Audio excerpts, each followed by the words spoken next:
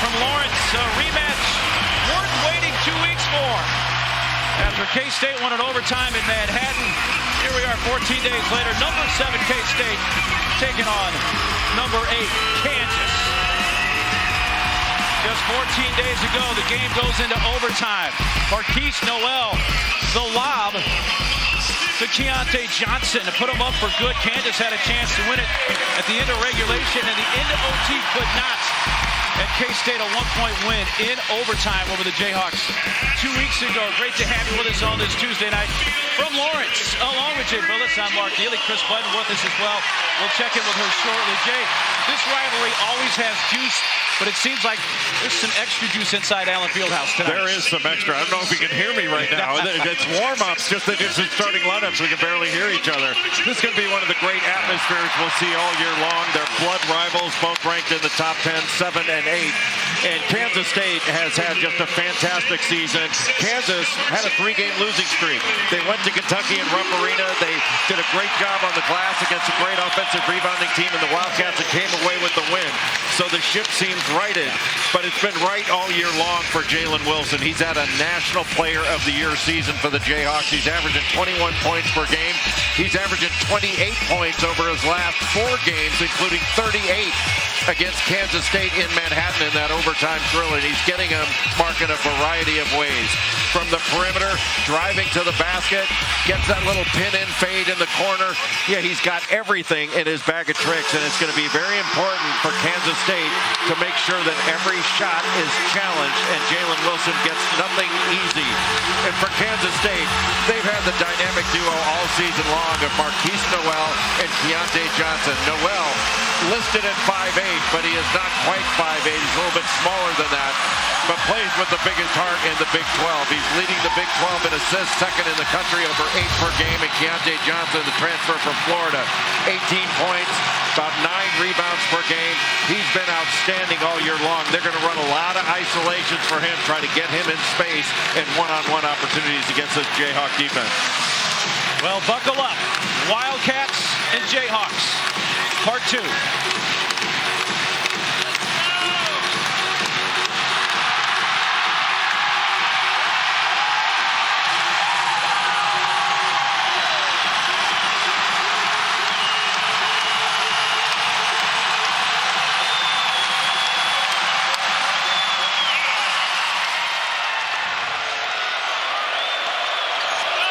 Good thing Kansas State won the tip. My ears are ringing. I think our ears are going to take quite a bit of abuse tonight. DeJuan Harris starting off on Marquise Noel, and they're going to try to corral him. Already a switch. Johnson with the first shot, tried to bank it in, tipped around. Saved by Carter along the sideline. Blind pass for Tomlin from Johnson, eludes him. Kansas, does a lot of switching, and I think you're going to see the same thing against Kansas State. They're likely to be switching a lot of the screens and exchanges. The interesting thing is, what do they do with Marquise Noel? Are they going to trap? Will they switch with him? And will Kansas State be able to take advantage of some of those switches? Harris open for a 3. He had only 3 points 2 weeks ago in Manhattan and knocks down his first 3-point attempt of the game. Kansas State got held up on a ball screen. David Gasson did not switch out and switch up. And Harris was wide open. Tomlin over Jalen Wilson. And Naquan Tomlin is a key player in this game. Only been playing 4 years of basketball. Did not even play in high school. Transferred here from junior college. He is long, athletic. He can handle it and pass it, and he can switch out onto any matchup defensively. Skip pass from Adams. McCullough able to come down with it. Drive baseline. Can't get to the rim as he's fouled. That was a heck of a catch by Kevin McCullough. And then the strong drive. Every time Kansas drives it, they've got to drive strong to make sure they get a piece of the paint. Was that a big sigh of relief on Saturday in Lexington when they snapped this 3-game losing skid? Well, it was for Bill Self and his staff, and you could tell by his reaction after the game. He turned to the bench as time was running out and gave out a yell. I mean, that was the game they wanted. in a game that they needed. And Kevin McCullough, after getting injured in the game, came back and just had some great minutes defensively on the glass, had a double-double. He really gutted through that ankle injury, and without him in the second half, I don't know that Kansas wins that game. And he gets the second free throw to go.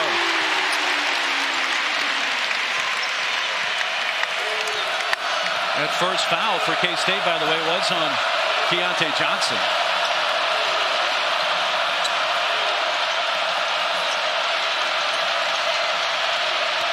Keontae bumps into McCullough, puts it up off the glass, and McCullough rips down the board. Great job by McCullough to force Johnson left and stay in front of him and then still get the rebound. And Keontae Johnson poked it away from Wilson.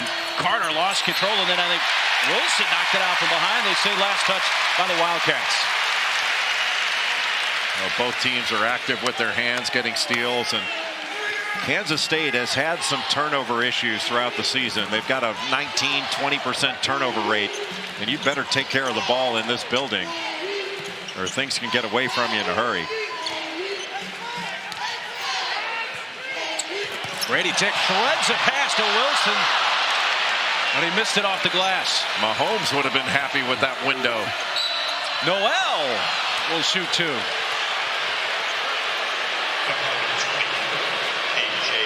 KJ Adams picks up the foul, his first. There's Coach Tang, and is there anybody else leading among the leaders for National Coach of the Year besides Jerome Tang? Well, if you go versus expectations, Kansas State was picked last in the Big 12 in the preseason polls. But there were only 2 players on the roster when Jerome Tang took over. But he brought in a number of transfers. Everybody fit the expected culture. And it's been similar to when he was an assistant to Scott Drew at Baylor. You know, they call it a culture of joy. Everything's positive, but they fight like crazy when they're on the floor.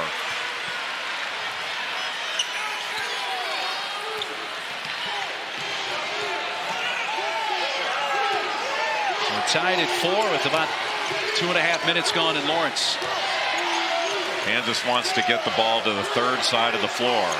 And they keep the floor space so wide and in the corners, it's going to open up the middle. Grady Dick leans in from 14. Some contact there. That's an area where I think Grady Dick is continuing to improve. You know, he's a great shooter, not a good one, but a great one. But now he's doing a better job of driving closeouts, moving without the ball. He's not going to get a lot of stationary jump shots. He's a target now of opposing defenses, but I think he's really starting to evolve as an offensive player to find openings after his primary option is taken away. And the first big news story is 2 fouls on Keontae Johnson very early in this game. Yeah, I'm not sure how long Jerome Tang's going to want to keep him on the bench. That's a lot of firepower sitting next to him. Well, the first meeting 14 days ago, it was the Jayhawks that had 3 starters that fouled out by the time they got to overtime and wound up losing by 1. There's that double drag up top, that well defended. DeJuan Harris not switching off. Marquise Noel, the range, spectacular. When you're good enough, you are big enough. And he is big enough. He may be small, but he plays much bigger. And what a dynamic scorer and passer Marquise Noel is. He's been a revelation this year. At just 4 points 2 weeks ago against Kansas, I think we can safely assume he's going to have a lot more than 4 tonight. You give Marquise Noel a little bit of space because he's such a dynamic driver. But you give him too much space. DeJuan Harris just playing a little bit too far off with his hands down. Got some late pressure, but the key was Noel being able to get into his shot comfortably to get it off. Noel missed all 4 of his 3-point attempts in the first matchup. And here's Grady Dick missing a 3 on the left corner for the Jayhawks. Really good cut by Grady Dick down into the opposite corner to get open. Tomlin gets it to the rim, batted away. Masood, who was checked in for Johnson, had an opportunity, and he gets it from Carter and fires up a 2. That's a 2-point shot for Ish Masood. That's 10 of his last 14 from the 3-point line in his last 4 games. You cannot let Masood shoot it from the catch spot. He has to be made to dribble. Now, it was a broken play. It's more difficult. Jalen Wilson trying to answer for the Jayhawks and does so.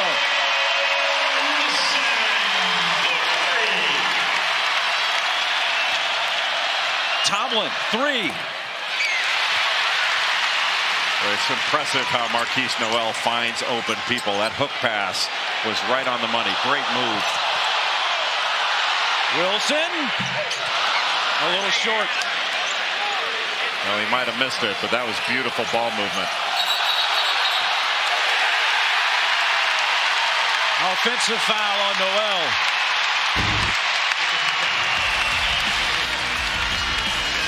Well, Marquise Noel so good with the ball. Little step back, knocks it down, and then Jalen Wilson answers it on the other end. A little bit too much space, lacks on the closeout, and Wilson makes him pay.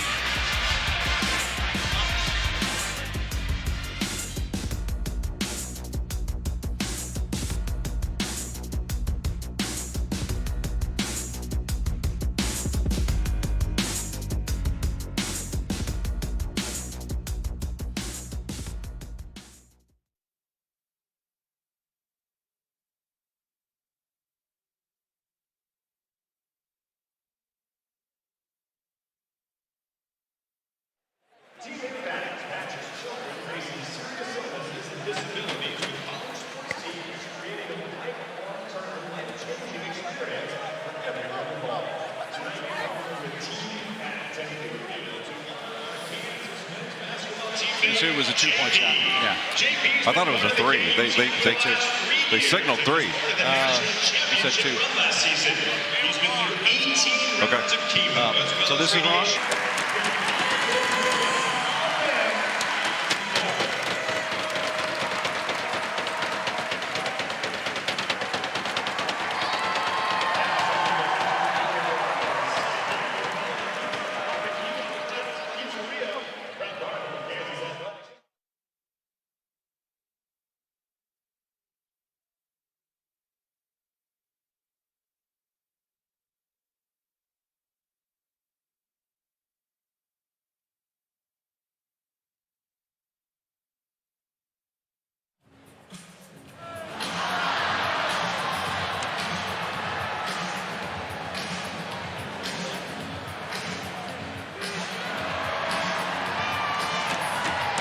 Welcome back to Lawrence, all knotted up at 9 apiece. The student section packed to the ceilings today, and they have been camping out since 6 a.m. in the morning on Friday, all through the hallways of Fog Island. So how do you be one of the lucky ones with a front row seat? Well, you got to get a lottery ticket. Here's time-lapse video of what it was like 2 weeks ago. They come in here, they line up by your lottery ticket number. Then you have an entire group of camps that you sleep and you eat during the hallways of Fog Island. You got to be there when it's roll call time or you get kicked out, and then everyone runs to their seat.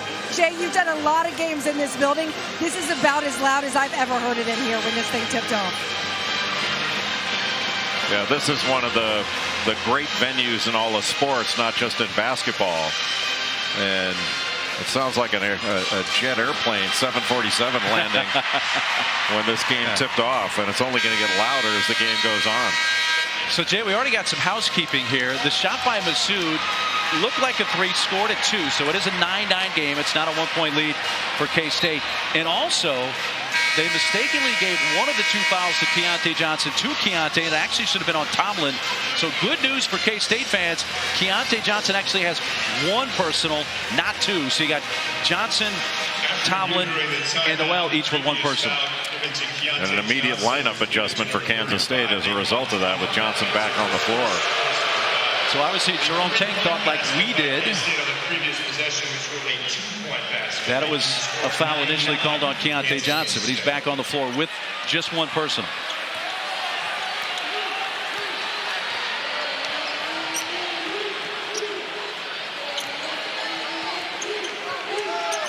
Anytime Jalen Wilson is down under the basket, you have to expect him to be coming off screens. He can curl it, fade it. Good pass. Skips it, 3. Harris off the heel. Adams had a hand on it, but here comes Noel. The first thing you have to do with Noel is corral him in transition so he can't get a full head of steam. He is so fast with the ball. McCullough defending Johnson. Adams helps out defensively. Gasson. Gasson missed several games with an ankle, but came back against Florida, had 9 points, couple of steals, gave some really good minutes. Lob for Adams. KJ Adams sets the ball screen in the slot, rolls right to the basket. And DeJuan Harris, one of the best passers in the country, second to Marquise Noel in assists in the Big 12, finds him. Adams did not miss a shot in the first meeting 2 weeks ago, going 6 of 6 from the field. That somehow caroms its way to Carter. Now back with Sills. He's going to take a long three. Kansas was trapping Noel and then playing out of it. Blocking foul going to be called on Desi Sills. Whenever KJ Adams sets a ball screen, he rolls hard to the basket. Sometimes it's a short roll, but it drew 2 to the ball. Keontae Johnson not able to get there from the corner. And just an easy lob up top to KJ Adams. He may be undersized, but he is explosive off the floor. And he's had double-figure scoring games in 12 of his last 14 games, including a terrific 17-point performance at Kentucky in Rupp Arena. He has really evolved as an offensive player, hasn't he, the last 6-8 weeks? Well, he's such a good finisher, and his ability to roll, and not everybody can catch those short rolls without traveling. He's a really good playmaker. Ernest Uday, who gave Kansas 12 very good minutes on Saturday, in there now and cleans up the miss. And with Zuby Ejiofor out with that ankle problem, that means that Uday is going to get even more minutes, and he was very good in his minutes at Kentucky. Gasson able to help break a little bit of a scoring drought for the Wildcats and make it a 2-point game. McCullough's three. He's kind of struggled from beyond the arc recently, Jay, but he had a huge one in Kentucky on Saturday as well. Biggest shot of the game. He made a three on a broken play as the shot clock was going down. That was a backbreaker. I mean, Jalen Wilson hit a couple down the stretch. You know, those 3-point baskets at the end of the game against Kentucky were incredibly impressive. Kansas foul on Grady Dick. So McCullough, who was scoreless in that game 2 weeks ago in Manhattan, only had 2 field goal attempts. Knocking down a 3, and there's Gasson at the line shooting 2. Well, if I remember right, McCullough was fighting foul trouble the whole game. I think he picked up his 4th foul with 10 minutes to go in regulation, and you know that's no way to play. It's such an intense game, but you still have to, you know, maintain your discipline and not pick up any cheap ones. You can get a basket back, but you can't get a foul back. McCullough played 23 minutes of that first game against K-State. Averages about 31 minutes per game. Yeah, I was just about to say they need him up, you know, in the 30s because he's so valuable as a defender. He's their, I think DeJuan Harris is Kansas's best defender, but McCullough is their most versatile because he can literally guard every spot on the floor and switch out. Kansas has Yesufu in. Harris flips up a 3. And Harris trying to be aggressive. They're going under every screen and essentially daring him to shoot. He hit his first 3. He's missed his last 2. Noel off the mark. They're going to get Gasson on that. And that will be the case. Well, Gasson is a really good offensive rebounder. And he had a little run up there. But the officials just thought there was a little too much contact. And that is 2 on Gasson. He's going to leave the floor, as does Noel for the first time tonight. We got Tomlin guarding Kevin McCullough. That puts Massoud, but they're switching a lot of exchanges as well, so you'll be guarding different guys. Pull up McCullough. Sills. Last touch by Sills. Kansas ball. Yeah, DeJuan Harris went after that rebound and essentially put Kansas State in a position to bobble it out of bounds. Otherwise, Massoud gets that and takes it the other way. Jerome Tang in the ear of John Higgins. Higgins, Skip Kissinger, Marcus Pettigrew, our crew tonight.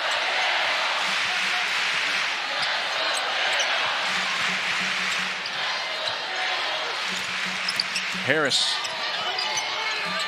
Long 2, McCullough.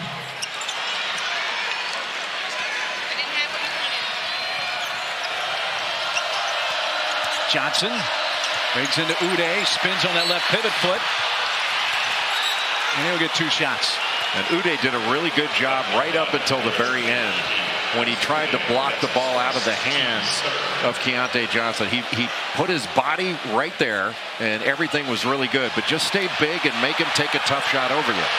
You know, there's never been a shutout in basketball, but Bill Self asking for a walk. It's funny, the referees never go back and change those things. No. Makes the coaches feel better. What a journey it's been for Keontae Johnson, preseason player of the year in the SEC, and then later that season collapsed during the game. Now transferred to Kansas State, and it's been a program-changing pickup for the Wildcats. Well, not only is Keontae Johnson a great basketball player, but he's a great teammate. He doesn't ask for any special treatment. He does everything everybody else does. And well, McCullough took a bump there and didn't get the call. He was looking for one.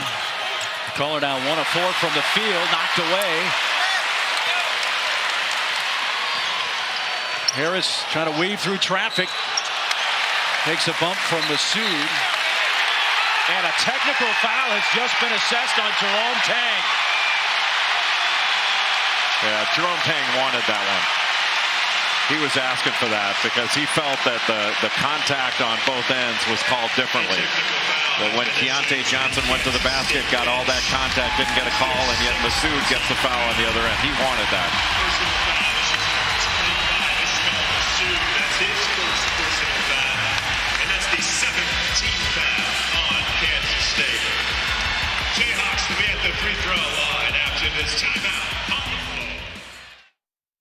Kate's Heating and Cooling is proud to be your neighbor in KC for nearly 50 years. Their highly qualified, non-commissioned technicians have you covered. Not only for heating and AC, but for your plumbing needs too. Clogged drains? Right now, get any drain opening for $69, including a free mainline camera inspection. Who can get it done right the first time? Kate's can. Visit katesheatingandcooling.com to book your appointment today.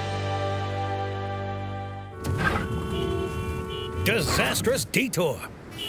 The chapel bells are ringing, but you're stuck, adding 10 points to a 3-point turn. This looks like a job for Smile Power. Good thing your healthy smile is revved up with grin-guarding affordable dental benefits. So your healthy smile can keep you on the right route. Unleash your smile power with Delta Dental. Hi, this is Coach Bill Self. We're used to talking about all things basketball, but right now I want you to hear these 4 important words about the growing crisis of drug overdose. 1 pill can kill. Kansans are dying every week from drugs laced with deadly fentanyl. Please educate your loved ones to steer clear of street drugs, never buy pills online without a prescription, and always use a reputable pharmacy. Just 1 pill can kill. Making ends meet has always been a challenge, but lately, additional new sources of energy have been driving up costs faster than we can keep up. For people on a fixed income, the impact of costly additional energy sources hits hard. The fact is, oil and natural gas remain the most economical energy source known to the world today, lifting up Kansas families with affordable, reliable energy. That makes all the difference for a Kansas family like mine. Get the facts about Kansas oil and natural gas. Oil and natural gas helps keep every Kansas family strong.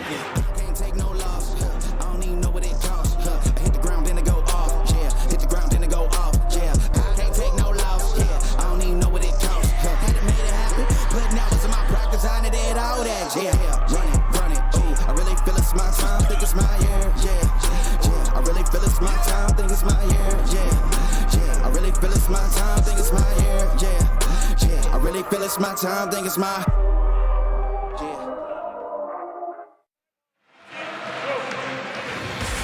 Welcome back to Lawrence, Kansas up 16-13. And during that last timeout, while Jerome Tang was busy arguing with the refs, Marquise Noel took the entire team, put them together, and talked to him for about a minute, said, we have to calm down. We have to be able to communicate. If we can make some runs, you can take the crowd out of it, but we have to be able to settle down and talk to each other.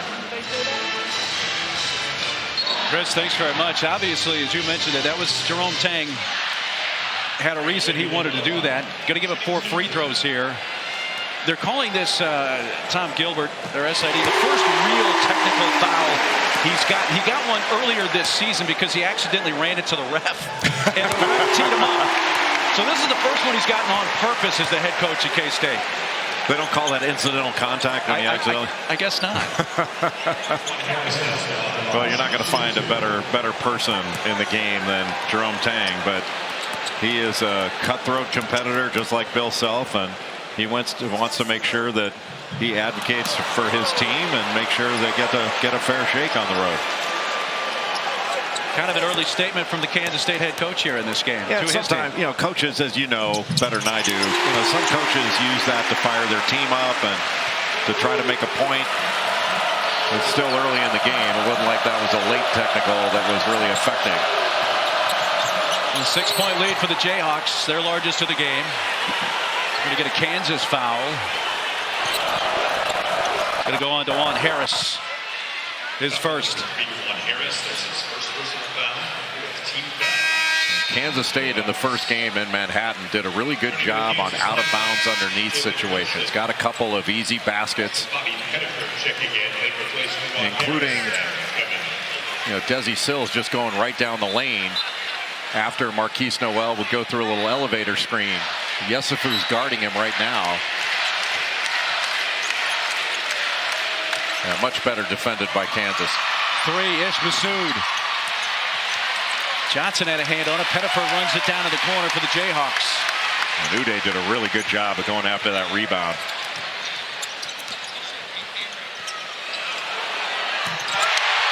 Yesufu off the bench for the Jayhawks, drains a 3. Well, bench scoring has been an issue for Kansas, and Joseph Yesufu had 5 points and 3 rebounds at Kansas State. They need that production. Oh my goodness. Marquise Noel. He's just got no fear. He's played at Rucker Park his whole life. He's not worried about this.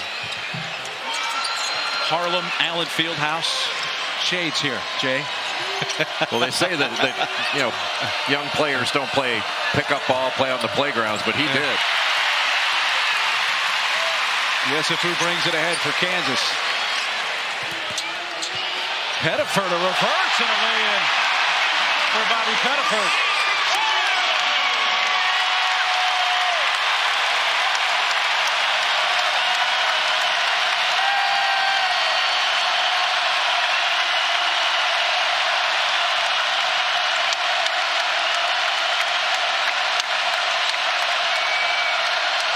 Tomlin from the corner. Swish. What an answer by Naquan Tomlin. He just had 11 points and 6 rebounds against Florida. He's so mobile at his size. Grady Dick responding for the Jayhawks.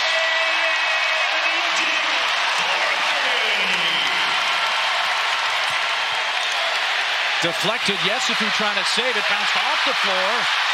Corralled by Jalen Wilson. Wilson bumps into well at midcourt. They play on. Yeah, Kansas State's got to get more pressure on Kansas right now. Kansas has gotten out in transition, and there's been too much space for Jerome Tang's liking. And now Wilson's got a matchup he can go against.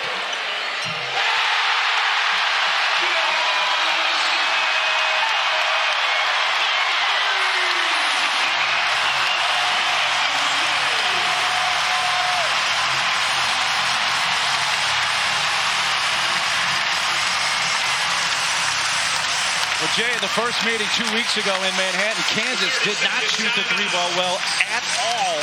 They have hit 6 of 10 from beyond the arc to start this game. Well, they've had so much space. That's a layup. An open 3 is basically a layup for Grady Dick. And he can't be allowed to shoot the ball just dribbling right into a shot. He comes right off of Uday. I mean, Keontae Johnson's got to stick with them and force him to turn the corner and get to the basket. And then the screen by Uday. Noel goes underneath it, and they couldn't get out to him fast enough on the switch, and Wilson made him pay. So look at the Jayhawks inside the arc and outside. They've attempted 10 shots from each location, but are 3 of 10 from inside the arc, 6 of 10 from beyond it to start the game. And Jalen Wilson. No question who the alpha dog is on this Kansas team this year, Jay. He didn't even leave the floor in the game in Manhattan, played all 45 minutes. It's been his consistency at such a high level that's been the most impressive, and it's really been all season long. But the last 4 games, he's been nothing short of magnificent. What is it, 38, 30, 23, and 22? Against the kind of competition that Kansas is playing against. I mean, Kansas already played, what, 10 quad 1 games? They're going to play another 9 or 10 before the season's over. Tomlin's pass picked off. It's up ahead now for KJ Adams. He spins and stuffs it.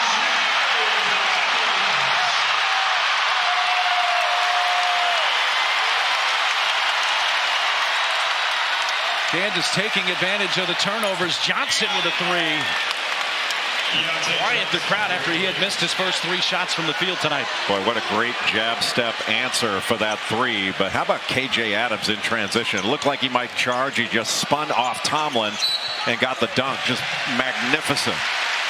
Yesufu had a step on Sills. Desi grabs him and picks up the foul. Kansas in transition again. The pass ahead. Thought he might charge, but no, he just spins off Naquan Tomlin. And talk about explosive off the floor. That is not easy to do, but KJ Adams made it look easy. 8 team fouls against K-State in the front end of a 1-and-1 missed by Yesufu. Kansas State has to start moving the ball. Johnson taking it right to the rim aggressively. Gets a foul on Wilson. Just bully ball. Jalen Wilson gave him a little bit too much space, and sometimes when you back off a downhill driver, and he did go left there. I mean, you want to force him to his left, but he just bullied his way to the basket and just got his shoulders beyond the body of Jalen Wilson, and that contact, because he wasn't in a legal guarding position anymore, is an automatic foul. And Keontae finishes off the 3-point play. 7 points now for Johnson.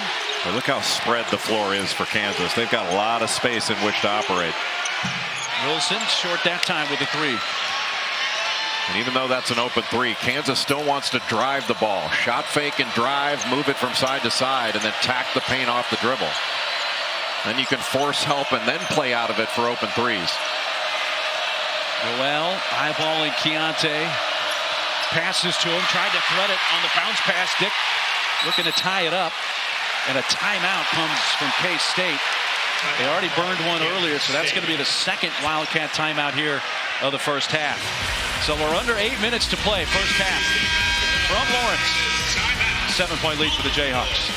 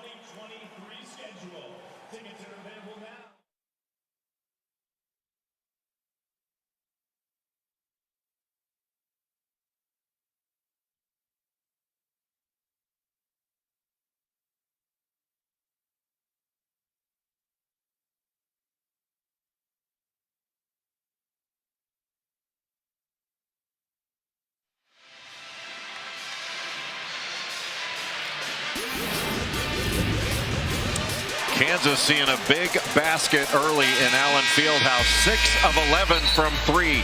Some of them coming in transition, some of them coming off of Kansas State just not being attached on ball reversal. They're getting hung up on screens, not communicating. Kevin McCullough knocking one down. Jalen Wilson 2 of 4. Joseph Yesufu hit one.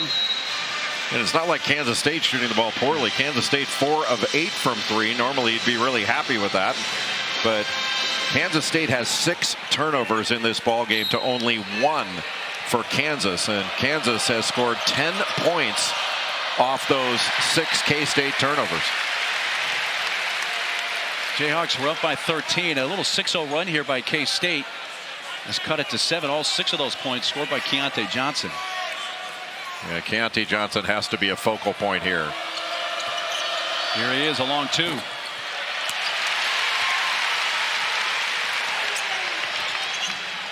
Thus far, you haven't really seen Kansas State attack Kansas's ball screen coverage. It's been mostly isolation. Off the screen, Grady Dick in and out. Grady Dick came off a little fade screen, then turned and came right back for a rescreen to the ball. That's hard action to guard. Boy, what a job by McCullough to stay in front of Noel. Almost a turnover. Not sure Johnson was the intended target. He came up with a pass and rattles it home. Boy, how about that move by Keontae Johnson?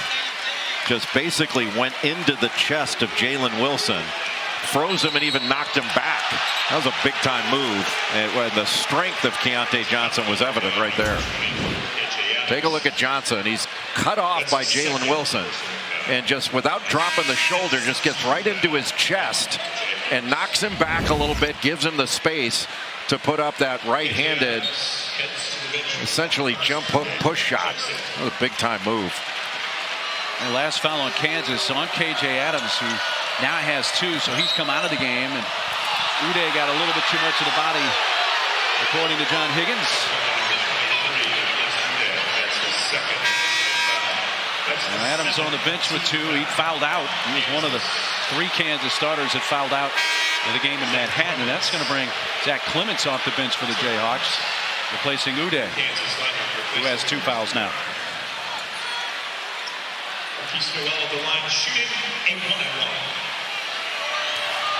17 fouls against the Jayhawks. 1-1 for Noel.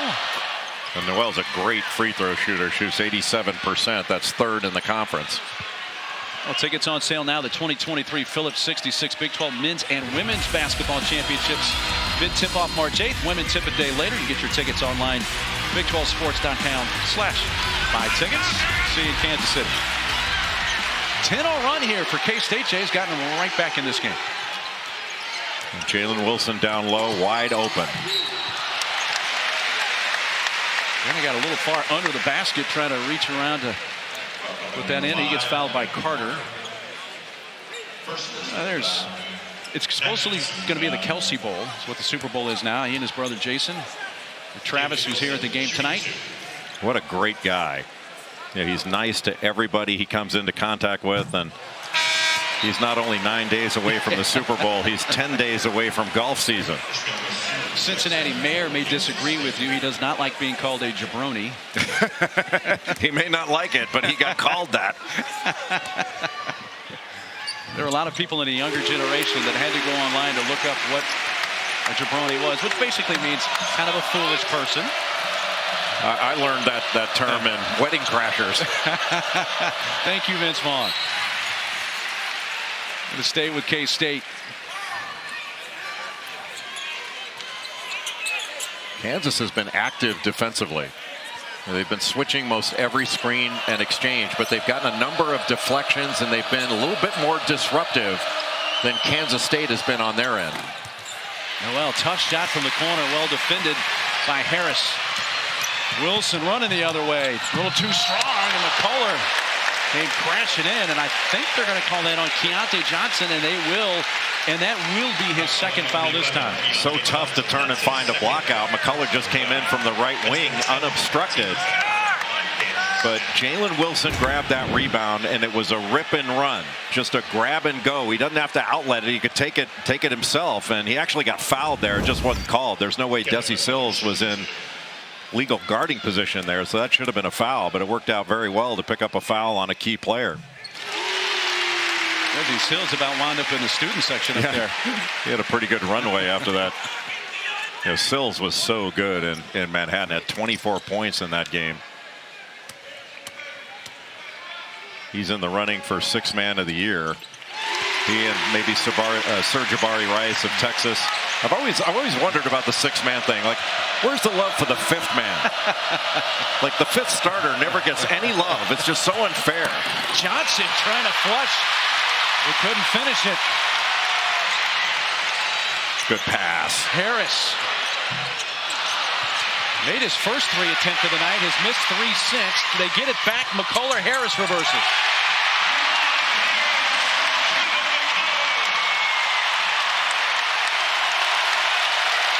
Mark, that is just big-time basketball right there.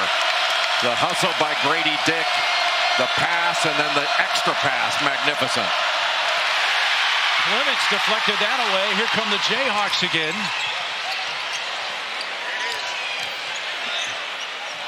Dick got contact from Tomlin, just passed off to Jalen Wilson, who drives. No offensive foul. No bucket. Now watch Grady Dick here. That extra pass, and then look how he goes after the rebound. Just knocks it away, grabs it, and then gets it to McCullough, and a beautiful pass to DeJuan Harris. That's just big-time basketball right there by Kansas. Not giving up on a play. Well, the Kansas foul is called on Zach Clements. Now Bill Self is asking some questions. John Higgins, along with Marcus Pettigrew, have gone to the monitor. Well, it's tough when they play it on the big screen where everybody can see it.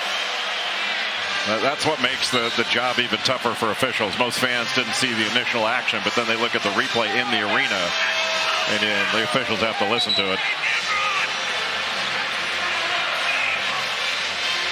So it is a foul on Zach Clements, his first. Clements, who played 6 minutes of the game at K-State 2 weeks ago. Getting some time here with KJ Adams on the bench with a couple of fouls.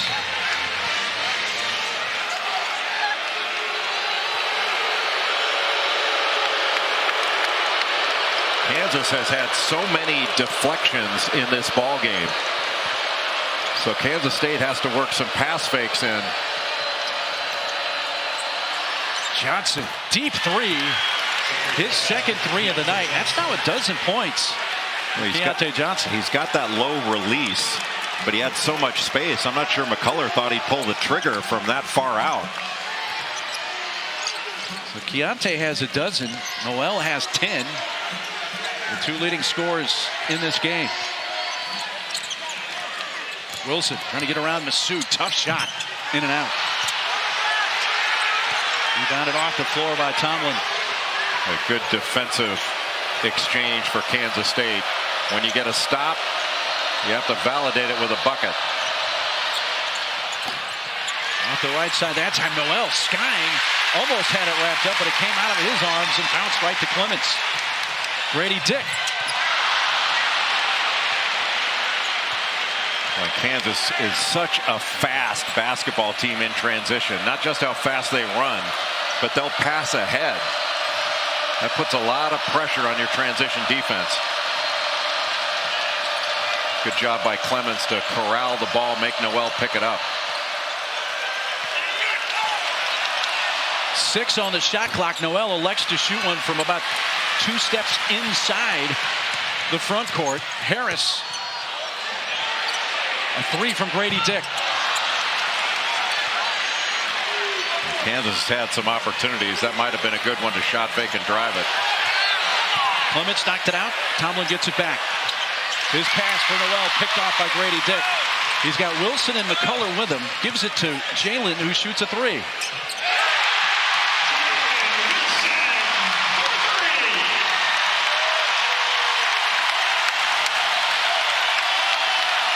Boy, there was a ton of contact on that Kansas State drive, and Kansas gets the 3 the other way. Their transition offense has been excellent.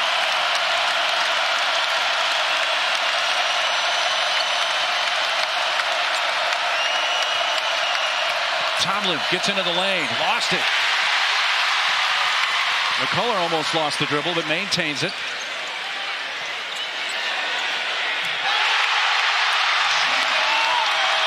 That is a 2, according to John Higgins. But another made field goal from Jalen Wilson. Kansas State needs a ball reversal here. Everything's been off one side of the floor and a quick shot. Noel trying to get it to Tomlin. That's picked off by McCullough. He feeds Harris. Wilson looked up a little too quick and didn't take the pass cleanly the other way. Johnson can't convert for K-State. What a challenge by Zach Clemens. Now he can make this.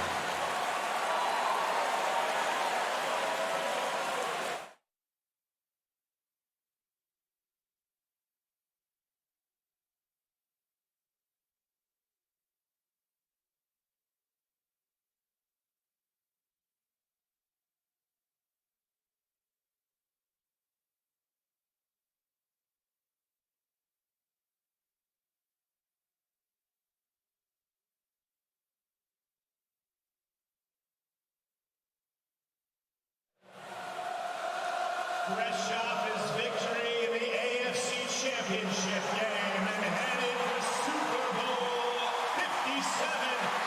From your Kansas City Chiefs, Travis Kelce.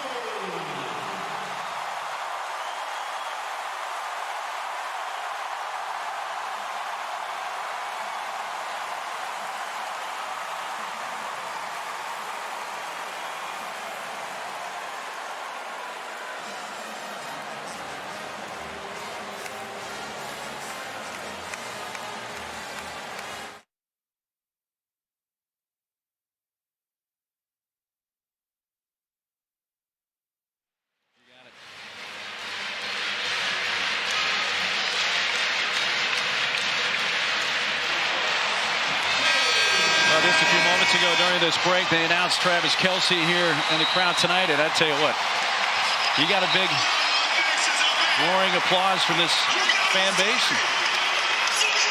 It was deafening, and rightfully so. That's the best tight end in the NFL right there. Kansas has forced 10 turnovers in this game that have led to 16 points off those 10 turnovers. And the three-point shooting, a good bit of it in transition, has been outstanding for Kansas. And it's been spread out. It's not like it's been just a couple of players. But out of that timeout, Kansas State's got to run some offense that gets the ball from one side of the floor to the other. They've run initial action, and Kansas has guarded it very well. They've got to get to the second or third action. Jayhawks on an 8-0 run here, back to a 13-point lead, their largest of the night. Keontae Johnson ends that run right there. Well, they're making him take tough shots, and he is making them. Well, he's got a lot of game. And he's built like a tight end. You're not kidding. He and Travis Kelce could have a nice battle down on the line of scrimmage. Wilson takes some contact either from Sills. And that shows Jalen Wilson's versatility. He can operate at the three-point line. He's excellent driving the ball, especially to the right. But then he can also take you down into the post and operate there.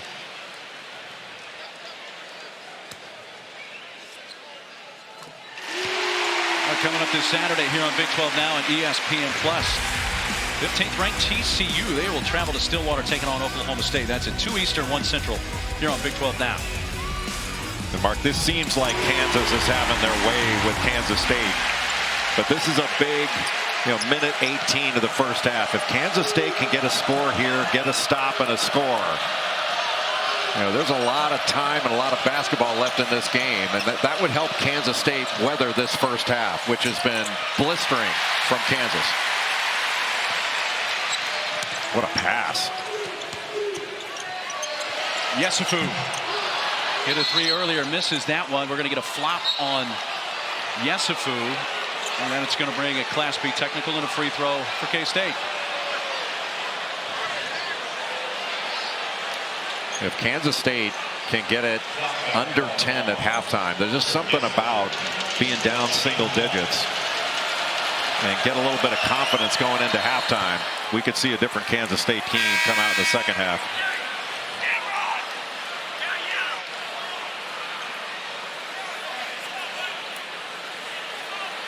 See the free throws. Of course, Kansas, due to a technical on Jerome Tang, had a couple of free throws in that fashion and have attempted 15 already. Wildcats look to cut into this 12-point deficit. Under a minute to go, first half from Allen Fieldhouse. Well, a good quick trap by Zach Clemens just to stop that action. Now in isolation for Johnson. Tomlin, second effort. 2 shots forthcoming for Naquan Tomlin. Well, the job Kansas has done on Marquise Noel has really been impressive. Every time he comes off any sort of ball screen action, they're just giving him a quick trap for a dribble or two and then recovering. And Kansas State is going to have to figure out a way to throw out of that and try to attack. Sills is going to come out. So is Keontae Johnson. We do not want to see Keontae pick up a 3rd foul. Sills also with 2, so they both come off the floor. Tomlin drains both and gets them closer to getting this to a single-digit deficit.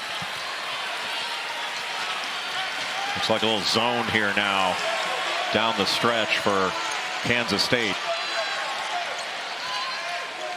So 2-3, they're extending a bit. That middle's going to be open. Bill Self wants to talk it over.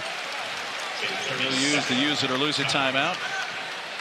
26 seconds left in a 10-point game. Do any of the coaches ever lose it? Just the timeout, it's I guess. The use it timeout. They all use it. Yeah. Jerome Tang got a tech pretty early in this game. Did that message resonate with his team, you think, in this game?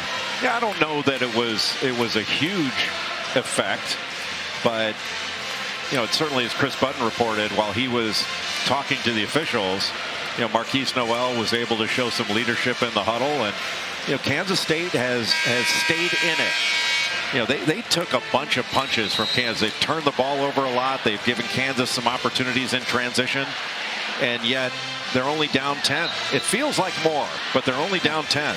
They get a stop here and maybe a bucket before halftime, and this game feels a lot different. But that number of points off turnovers, 15-5, that's the difference in the game right now. That's it, exactly, 10 points.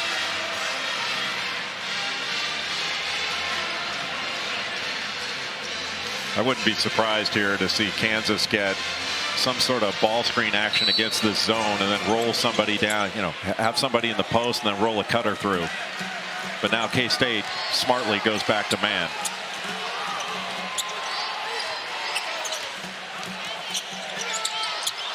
It's a long 2, Clements. And that's going to be a push. Wow, that's a big call. I was wondering it may be on Jalen Wilson, yeah, but it is Masood. not. It's on Masood, his second. So what seemed like it could have been a couple of free throws for Kansas State, or if they secured the rebound, take it down, get a 2 or 3. Now Kansas has an opportunity to stretch this lead out.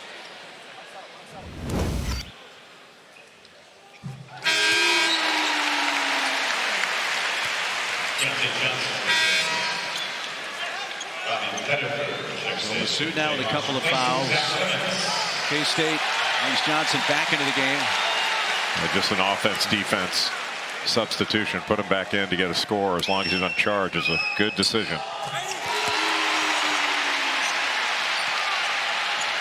Wildcats looking for the final shot of this first half. Deep three, Noel off the left side. But just settled. Tomlinson contact on Wilson, unintentional. The crowd didn't like that. And the first half comes to an end with a 12-point edge for the Jayhawks, who shot well from beyond the arc. 8 for 16. Keep in mind again, they had a terrible shooting in the first game in Manhattan. Let's check in with Coach Self. Coach, you guys go on a run there the last couple minutes of the half. What did you see out of your team and the way that they executed towards the end of the half? Well, our defense got a little better. We couldn't guard Johnson and Noel, obviously, early, but and we made shots. That was a big thing. A little better. 10 turnovers. What do you need defensively in the second half? We had 10 turnovers? Oh, of course 10 turnovers. Yeah, well, that was good, but we just need to lock in and be able to guard the ball screen a little better and keep 11 and 1 out of the lane. Appreciate it. Thanks. Chris, thanks very much. Jalen Wilson leading Kansas with 16. Keontae Johnson, 14. Noel, 11, both in double figures for K-State. Here after one half in Lawrence. Coming up on the other side of the break, Kevin LaFonso set in the studio for the halftime reports.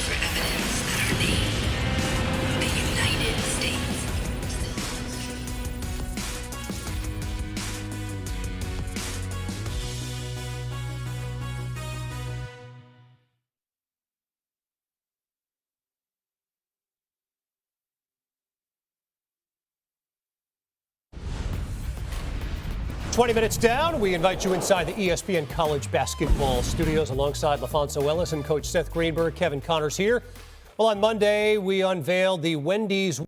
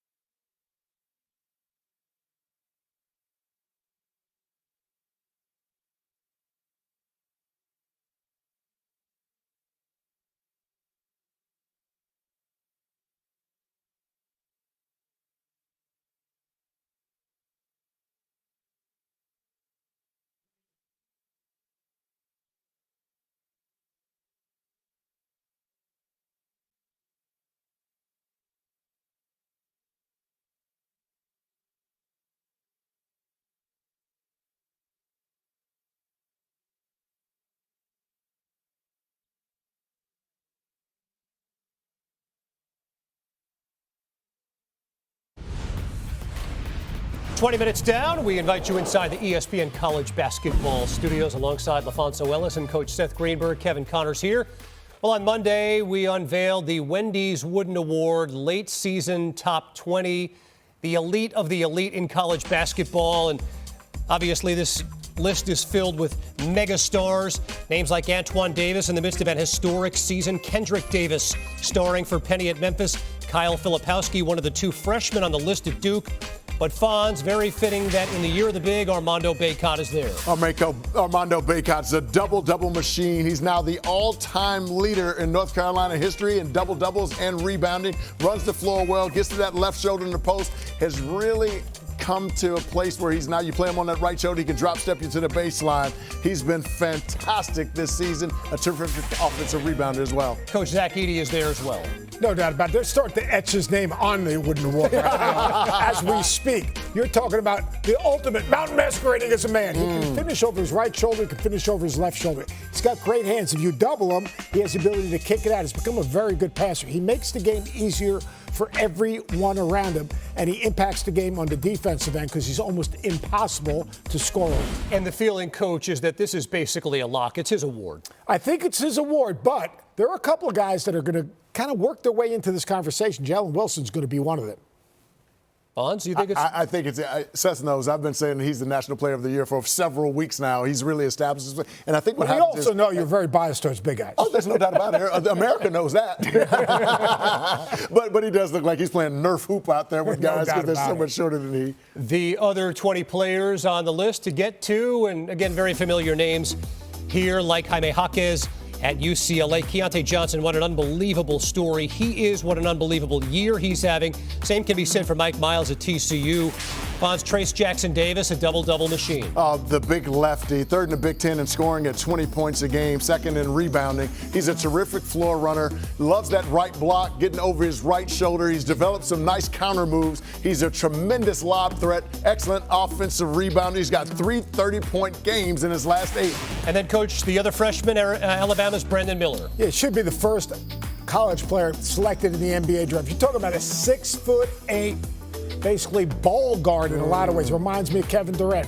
Shoots the 3 to 40%, 19 points a game, 8 rebounds, 3 of them offensive, has a great feel. You can put him in a ball screen. He's going to read all 5 defenders. He can turn downhill, play to and through contact, and a defensive rebound. He initiates the fast break. The dude is just different. Again, Kyle Filipowski, Brandon Miller, the only freshman on the list, but you both feel that some other freshmen could work their way on. Well, I love Ohio State's Bryce Sensabaugh, 6'6", 240 pounds, got bounced to his game, Seth. Really good in pick and roll situations, can shoot the 3, play with his back to the basket. He's got a mid-game, and he's got all the finishes around the rim. I think Keontae George, you talk about the best backcourt in college basketball, probably resides at Baylor. Keontae George right now has separated himself. He's playing with the great Adam Flagler, obviously C.J. Cryer.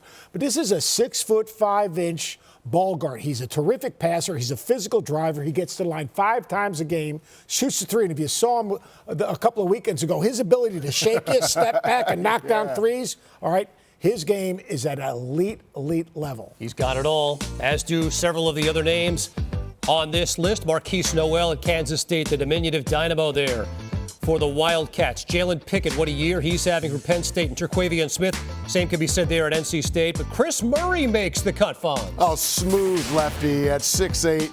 He's so good. Second in the Big Ten in scoring at 21 points a game, an excellent rebounder as well. Excellent catch and shoot situations. He's got a pull-up J, finishes at the rim. Really good in transition. And I like him because his eyes are always up and he looks to make the extra pass.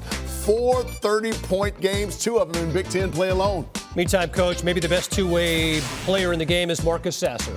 Best two-way player in the game and the best maybe closer in the game. Reminds me of Davion Mitchell, the Baylor guard who led Baylor to a national championship. Obviously, Marcus Sasser's trying to do the same thing with this Houston team in Houston, but a dynamic offensive player, very good off the bounce, has a step back, but he can dominate the game on the defensive end. And at the end of the game, he is not a good closer. He is an absolute terrific closer. Yes. Fonz, you love Sasser's game. I really do. And to Seth's point, his two-way ability, he gets underneath you, really makes you uncomfortable, and they can go drop 20 on you on the other end. We've gotten through 15. How about the last 5 players to make the Wendy's Wooden Award late season top 20?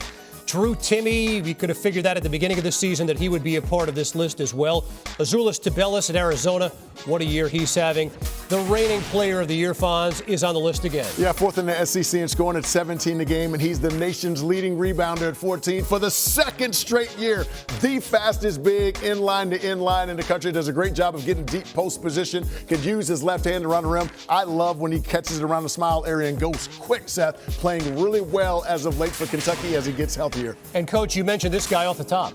Jalen Wilson's been a dominant player. Zach Edey is really special, but this guy right now on this Kansas team, he dominates the game on both ends. He's a terrific rebounder, almost 10 a game. All right, averaging over 20 points a game, shooting about 34 from the three. You play him in isolations, he gets to his right hand, he's going to get to the basket. All right, you put him in off a ball screen, you go under, he's going to jump up and knock down a three. Jalen Wilson right now in this moment, he's kind of knocking at the heels. He's nipping at the heels of Zach Edey. The problem is Zach Edey's heels are really big. Yeah, they are. That list of 20 trying to join this list of previous Wendy's Wooden Award winners. Enjoy your second half.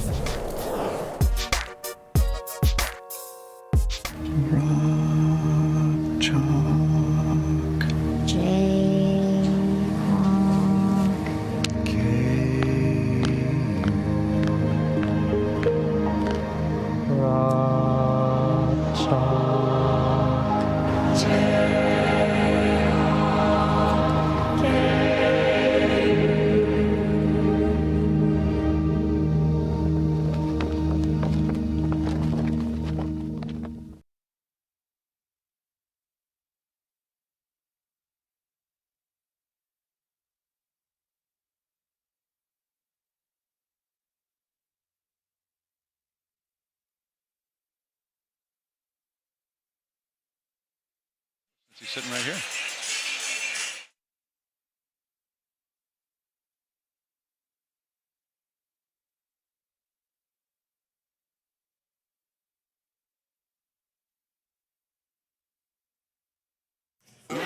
Can't take no loss. I don't even know what it costs. I hit the ground.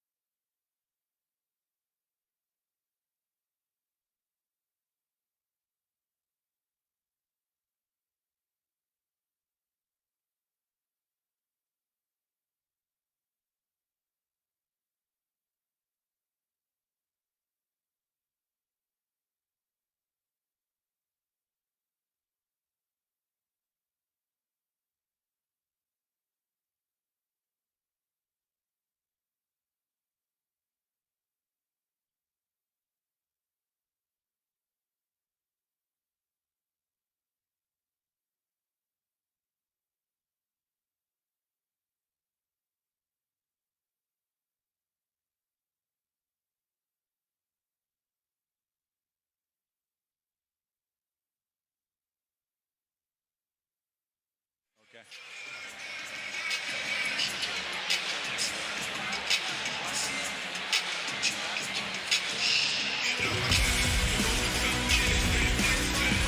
Halftime in Lawrence. Jalen Wilson leading all scorers with 16 points. Did not leave the floor in the first half.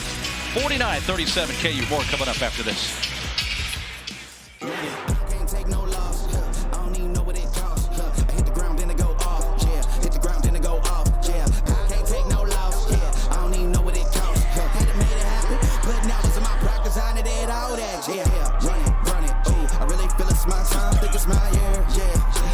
I really feel it's my time. Think it's my year. Yeah. I really feel it's my time. Think it's my year. Yeah. I really feel it's my time. Think it's my.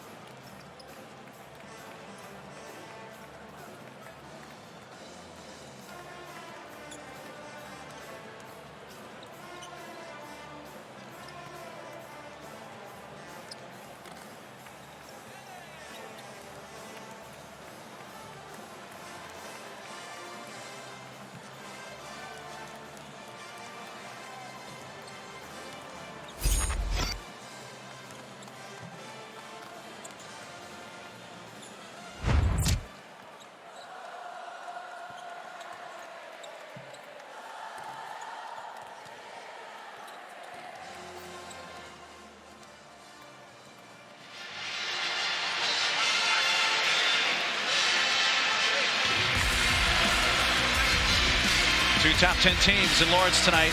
12-point game at the intermission between number 7 K-State, number 8 Kansas, along with Jay Billis, as well as Chris Button. I'm Mark Neely. It's been 40 years, Jay, since K-State has swept the home-and-home 2 games in a season against Kansas. How do they come back and make that happen tonight? Well, they got to take care of the ball.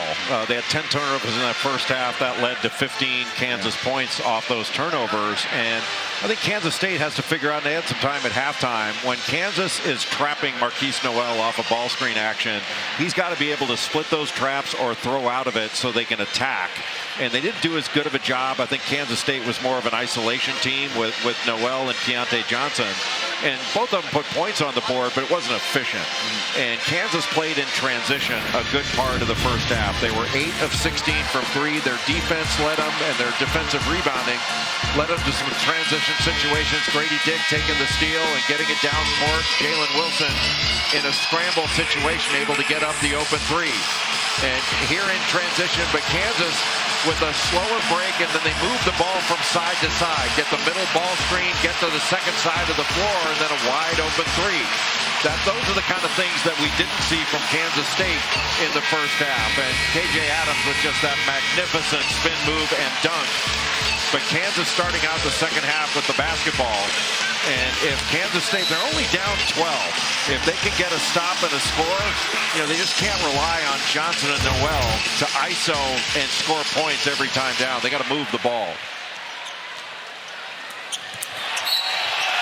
KJ Adams with a quick and one, not the way K-State wanted to start things defensively.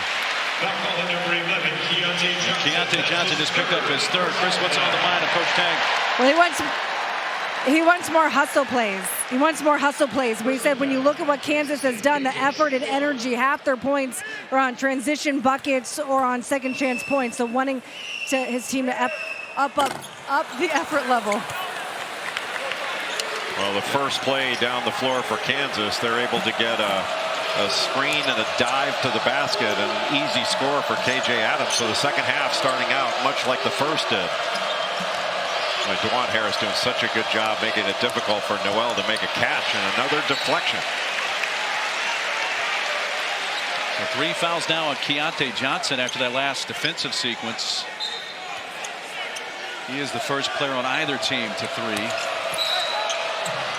Reach in there. Much like we've seen, Mark, much like you've seen Kansas, get ball reversal. You make the defense move and give the defense a chance to make a mistake. We have not seen as much of that from Kansas State. A lot of their shots have come off their first action, and that's not going to be good enough on the road in a Big 12 environment like Allen Fieldhouse. Well, KJ Adams picks up his 3rd, so he's the first Jayhawk to 3, and it brings Ernest Uday into the game for KU. Cam Carter on the drive. Got smothered there, and the ball taken right away by Uday. What a nice job by Uday to stay big. Wilson, spin move. McCullough, tip. No 3rd try after a rebound by David Gasson. Boy, Jalen Wilson wanted that against Keontae Johnson. Carter knocks down a 3 to get the K-State offense going here in half number 2. Yeah, after getting a stop and getting the ball down the floor quickly, that's the kind of quick shot you want to take. Those 3s in transition are really good shots. First bucket of the night for Cam Carter. A good pressure on the ball by Carter because Uday was wide open. Uday was matched up after that switch with Noel, and to say he had a height and weight advantage would be a massive understatement. Well, Uday has done a really good job in the last 2 games that he's been in there. He had 4 points, couple of rebounds, couple of steals against Kentucky in 10 minutes or so. He's long-armed. He's a good athlete that can really change ends. And with that 7'3" wingspan, if he just stays big and uses his body and positioning, he can be difficult to score over. Uday sinks the free throw. KU did get good news on Zuby Ejiofor. A sprained foot. Looks like it's going to keep him out for about another 3 weeks, but there was some concern it may be season ending. It appears it will be not.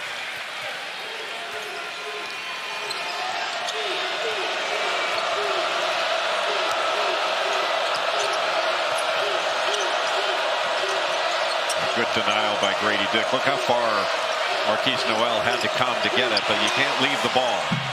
Kansas fortunate there. Color brings it up for the Jayhawks. Drives towards the rim. Off the left side. Apparently some contact, though. Let's see who this is going on. That's a blocking foul on Gasson. His third. So he joins Keontae Johnson with 3 fouls. And does he? Actually, just those two with 3 fouls. And I'm sure a lot of fans are thinking, hey, some of these calls are being made late, but they're really not. The officials have been instructed by the NCAA supervisor to give it a beat. You know, take your time in making the call and let it play out. You know, you don't get bonus points for having the whistle match the action. Checking in for Kansas State, Desi Sills. Sills coming in for K-State. As Tomlin and Gasson take a seat.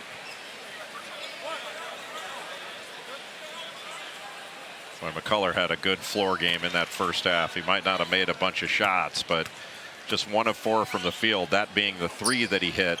But he had seven rebounds, 3 assists, 2 steals, and 6 points in that first half. Most of McCullough's damage has come from the line. 5 of his 8 points have come from the stripe. Trip there. Uday, his third. Just a little bit of over pursuit by Uday, and when Sills spun back, sort of got his feet tangled up. The crowd doesn't like it.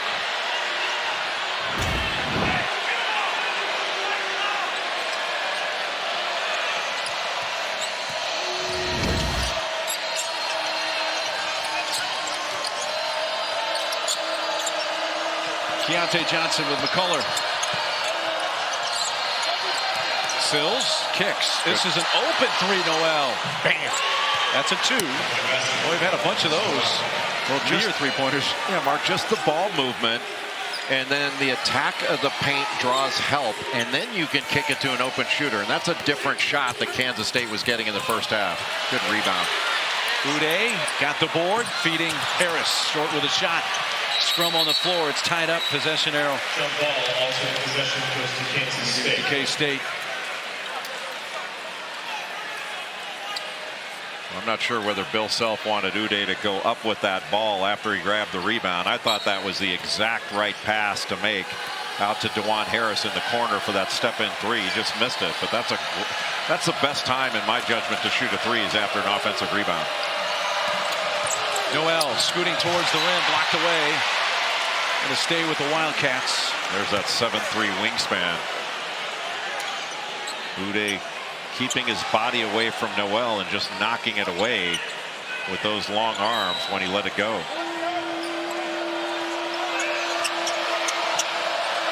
Catch and shoot off the inbounds. Just a hair off the mark for Marquise Noel.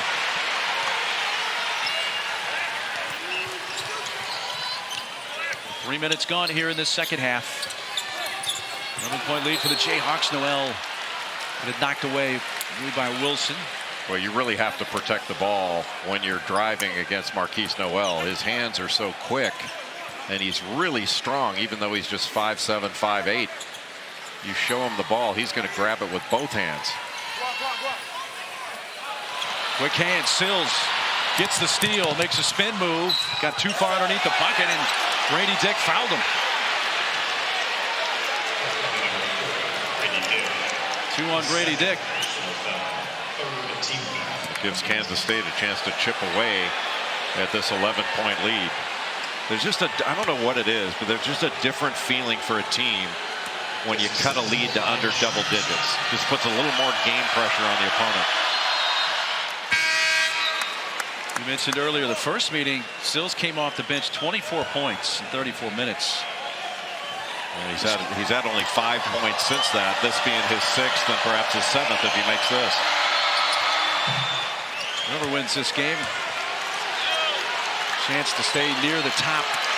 K-State a chance to tie Texas for the conference lead if they're able to get a win here. You have to think the Big 12 regular season champ's going to have 5 or 6 losses in this league. Wilson's 3. Uday got knocked and fouled. Maybe Iziola. Ude has been really active. He's been moving his feet, got right in front of the rim, made it difficult for Kansas State to box him out, and they had to foul him to keep getting the stick back.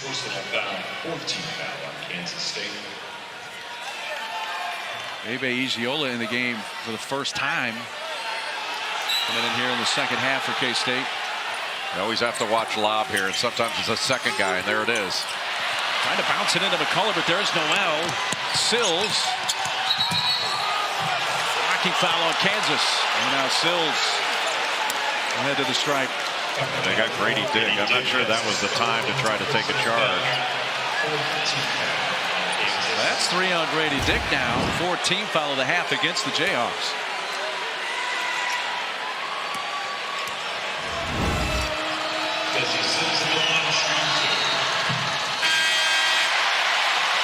Yesufu is going to take Grady Dick's spot. Yesufu hit a 3 in the first half.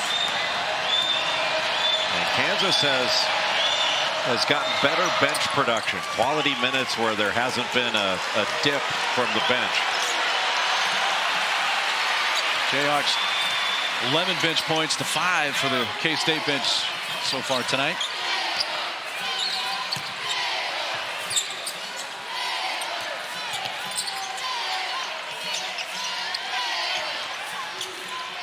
Got the switch. Wilson, kick, 3. Missed by Yesufu. Loose ball is grabbed off the deck by Sills.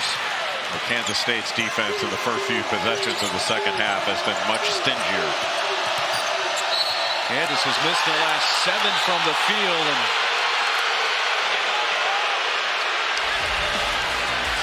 And Kansas foul going against Ude, and that's 4 on him.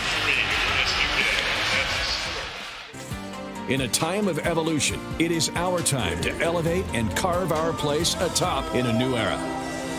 An era where championship expectations collide with championship support. We all must come together, fighting, ever fighting for the purple and the white. Times may change, but generation after generation, the support of K-Staters never wavers. K-State fans, are you ready to be a part of powering K-State athletic excellence in a new era? Wildcat Nation, we're going to accomplish great things together, and it's not going to take long. I didn't come to rebuild, came to elevate.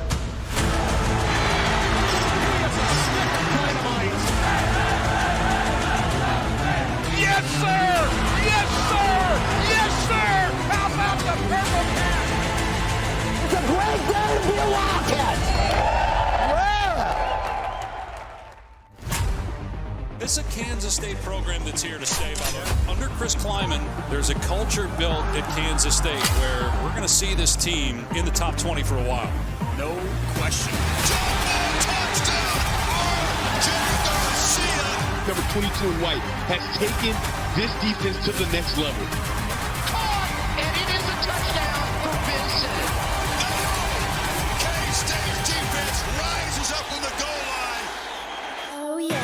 The crowd alive right away. Not ready to tip off here in a few moments from Columbus Coliseum. You can just feel the adrenaline flowing faster, the blood flowing faster. Pretty high decibel level right now.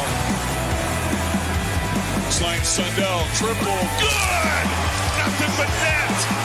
K-State lighting it up the long range.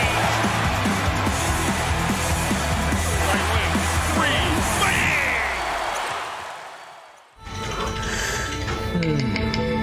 Whatever you do, don't drop it. Yeah. 5, 4, 3,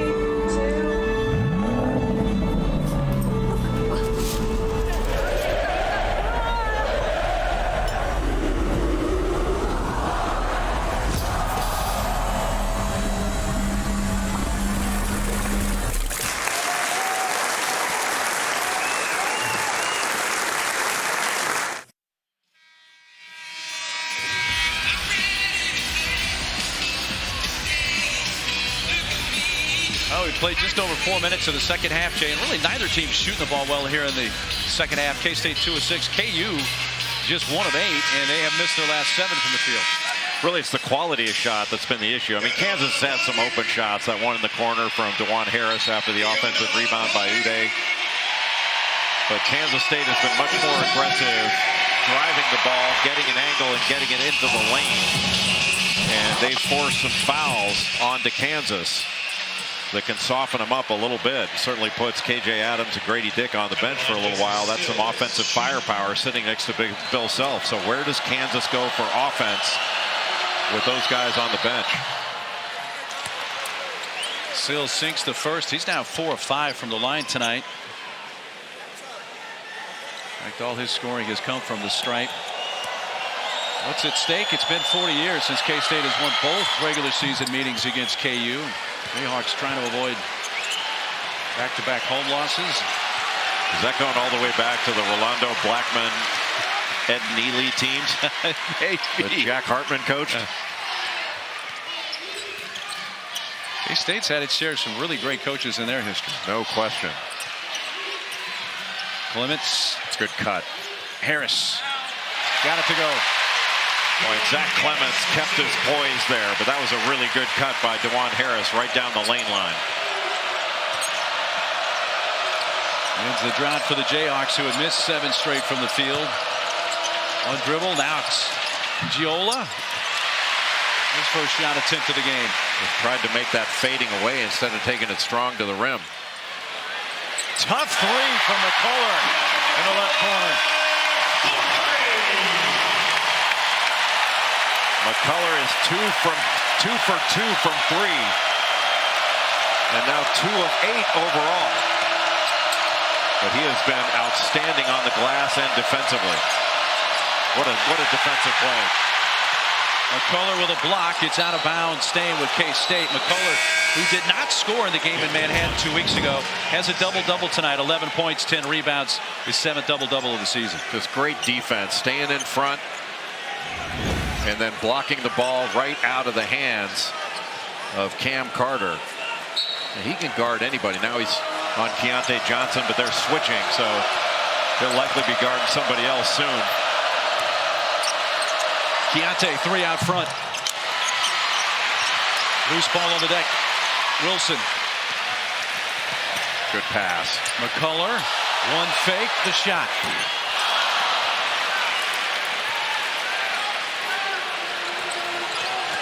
He was probably feeling it, but that could be a shot fake and drive too.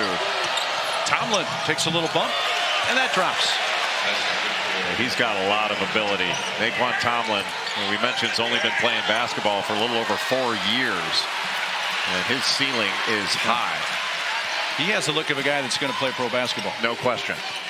I mean, he can guard multiple positions. He can really handle it, and his offensive game will come. Good post up by Clements. Clements had the advantage on the switch with the shorter Sills, and he has an opportunity for a 3-point play. You know, Bill Self-coached teams, when the ball is at that angle, I mean, that was a 30-foot post pass. But Clements did a great job of getting post position right in front of the rim. And then he's bigger than Desi Sills, went right into his body, and then completed that with the left hand. And Clements yesterday, I was at practice yesterday, and he was on the scout team. And he really looked good because he can shoot it, he can stretch the floor, and he's getting quality minutes in this game and delivering. Sills, by the way, joins Keontae Johnson and Gasson with 3 fouls. Grady Dick, KJ Adams have 3 for KU. Uday with 4. And Kansas State just can't get multiple stops, consecutive stops. And that's what you're going to need. Tomlin cleared space. Made it look easy that time. Yeah, just a strong left-hand drive. And Clements didn't want to pick up the foul.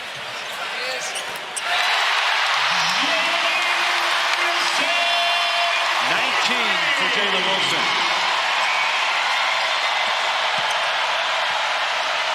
He's like the U.S. Postal Service, man. He delivers through anything. Noel. Took some contact from McCullough. He took a shot, and he's down. 15.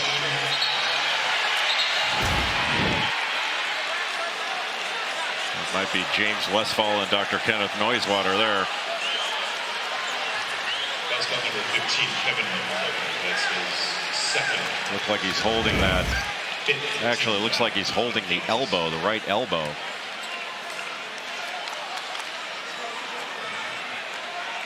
Noel perfect from the line tonight, 5 of 5. He's close to a 90% free throw shooter. We'll see if that affects him at all.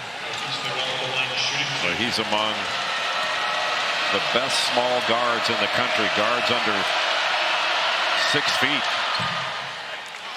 Kihei Clark of Virginia would be on that list. Zakai Ziegler of Tennessee. Darius McGee of Liberty. Now look at these guys. Tiger Campbell of UCLA at 5'11" would have to play the pivot. He's the big man. Huh? But that'd be a quick, fast, excellent defensive team. You might not be able to get it down in the post because you can't get it across half court against that quintet.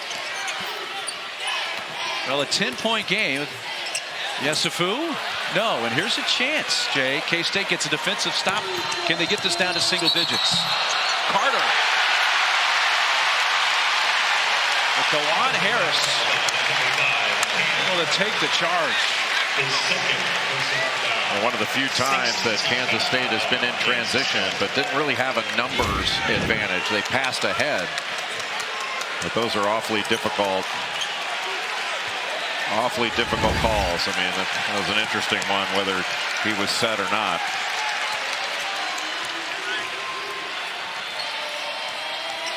So it stays a 10-point game. Yesufu. Noel. That's his third. Yesufu was looking into, he had pressure on him, but looking into Jalen Wilson, who was trying to post up Desi Sills. 17th foul against K-State, so Yesufu will be at the line. 1-1. Yeah, both teams in the bonus. There's a long way to go in this one, so they're going to do some free throws down the stretch on common fouls. And Johnson and Gassan each going to come back and play with 3 fouls for K-State. Joe Yesufu shooting a 1-1.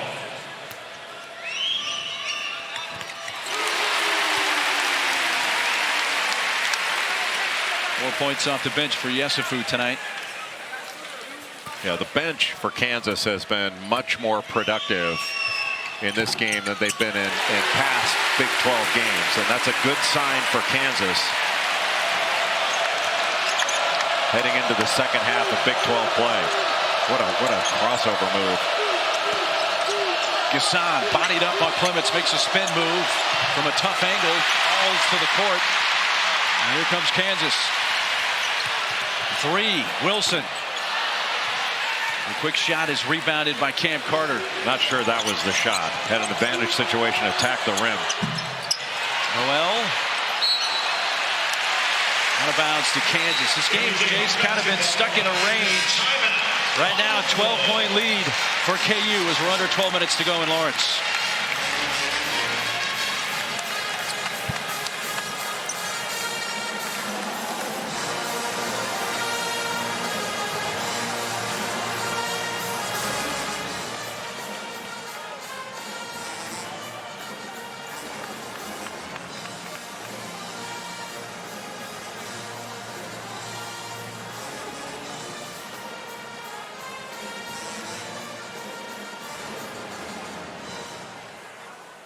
Today's lucky winner of the Wendy's Camper Group of the game is Jay Will, National Player of the Year. The Jay Will National Player of the Year group has won gift cards courtesy of Wendy's, join the tradition of camping out during each home basketball game and show your Jayhawks spirit. Here's the bacon big plays all season long. Wendy's, the official hamburger of Kansas Athletics. Please welcome back to Allen Fieldhouse, Landon Lucas, Chris Teahan,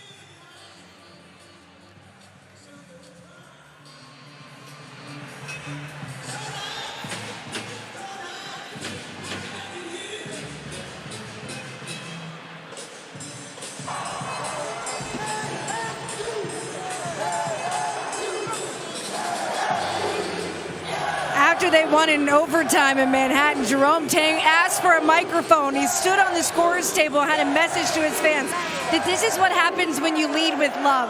The message going into that game was, don't come here because you hate KU. Come to the game because you want to cheer on our players. And that message was received that night. I'll tell you guys, I talked to Jerome Tang the next day at 3 p.m.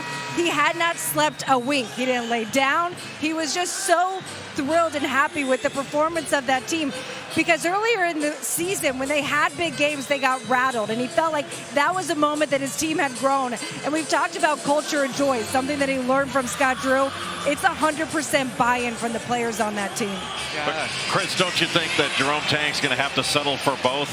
Like, his fans can love his players, but they're still going to hate KU, don't you think? I think they hated the Gators as well when we saw the Gator shop this past weekend. That may be a tough sell for them to not hate KU.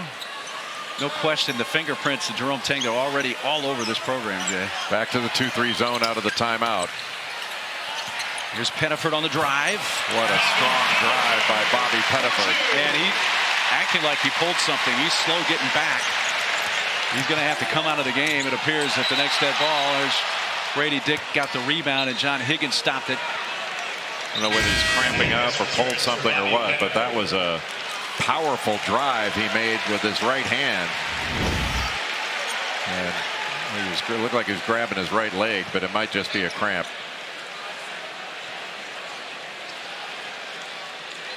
That Band-Aid that you see on the right side of Bobby Pettiford's face, I was asking what happened, and he said, yeah, my barber took the clippers and took a little bit too much off there. So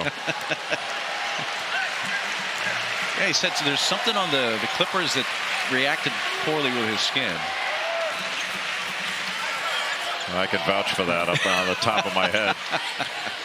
But when I get a haircut, they charge me a finder's fee. It's not for the haircut. Grady Dick. And Kansas has opened up their largest lead of the game of 16.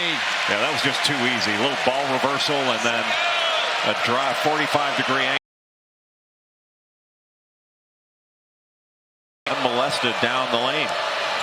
Good pass. Gasson. And that's number 4 on Grady Dick right there. It will indeed. So he's going to join Uday. Each with 4 fouls for the Jayhawks. And that's mostly a positioning issue. As a help defender, you have to move as the ball moves. You're playing the ball, not necessarily your man. But that was a terrific roll to the basket by David Gasson. So Jalen Wilson going to take the spot of Grady Dick. So Jalen Wilson, take a look at the parents. Jalen Wilson actually did come off the floor for 10 seconds in the first half after playing all 45 minutes in Manhattan 2 weeks ago. Yeah, that 10-second rest can really make the difference, don't you think? I loved what you said a couple of games ago about Jalen Wilson, just his body language right now. It's not an arrogance, but it's just a confidence that he's playing with right now. Yeah, he's carrying himself like the star, and he knows it. And he's delivering under difficult conditions, game in, game out. Great ball movement by Kansas. Good outlet. Sills, a dribble. Nice dump off, but a foul first against the Jayhawks. And they called that on the floor. It's still going to be free throws. 2 on DeJuan Harris. Sills back to the line. He is 5 of 6 tonight. 1 and 1. You know, Mark, even though Kansas has been shooting the 3-ball well, I don't think Kansas wants to settle. They still need to touch the paint on every possession. You know, force help, get the ball moving, and put the Kansas State defense in a position to make some decisions. And when you're making decisions, you can make mistakes. Jayhawks have led almost the entire way tonight. K-State did have an early 3-point lead 3 or 4 minutes into the game. Yesufu, drive, block by Desi. Sills, it comes all the way out to the other side. Tomlin gets it back. Missed the lay-in. Harris. Oh, what a move. What a fake.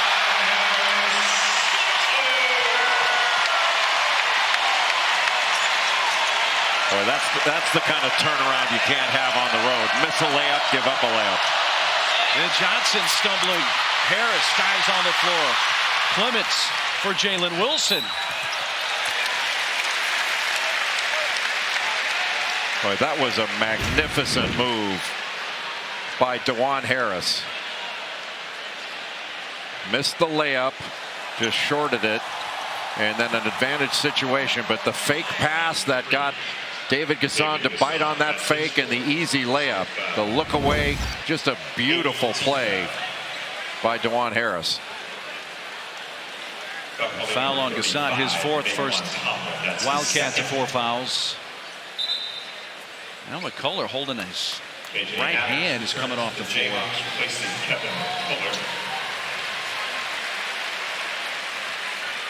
It's on his right hand and going to get some attention from the training staff.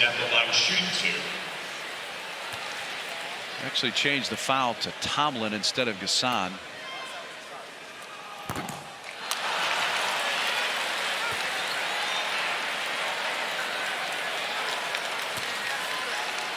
Jalen Wilson had a career high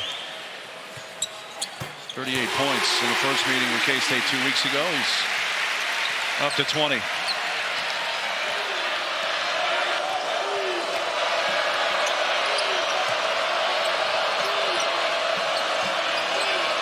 Little slice cut, stagger action. Keontae with Harris on him, little fade away, good. Well, he's so good in isolation. Whether he's in the post, he can catch it a couple steps off the lane, still make a strong move. Deep range. He's only 6'6", but yeah, Keontae Johnson is a baller. He had 24 against the Jayhawks 2 weeks ago, 16 so far tonight with 9 minutes to go. Wilson, Clements puts up the three. All deflected by KJ Adams out to Harris. Blocking foul on Masood. Let's get an update on the Jayhawk injuries. Here's Chris. Yeah, a couple injury updates. Bobby Pettiford, who had went into the locker room, just came back out, gave Bill Self a thumbs up that he's ready to go. Kevin McCullough has gone back into the locker room. I was watching him on the bench. He injured the knuckle. If you take your pointer finger and go down to the big knuckle, that was the area that he said was causing him the most pain. They asked him if he could clinch and make a fist, and he wasn't able to. Still back in the locker room. Chris, thanks. Chris is very well versed with the anatomy of the hand. That was an excellent description. Pettiford still kind of maneuvering that right leg.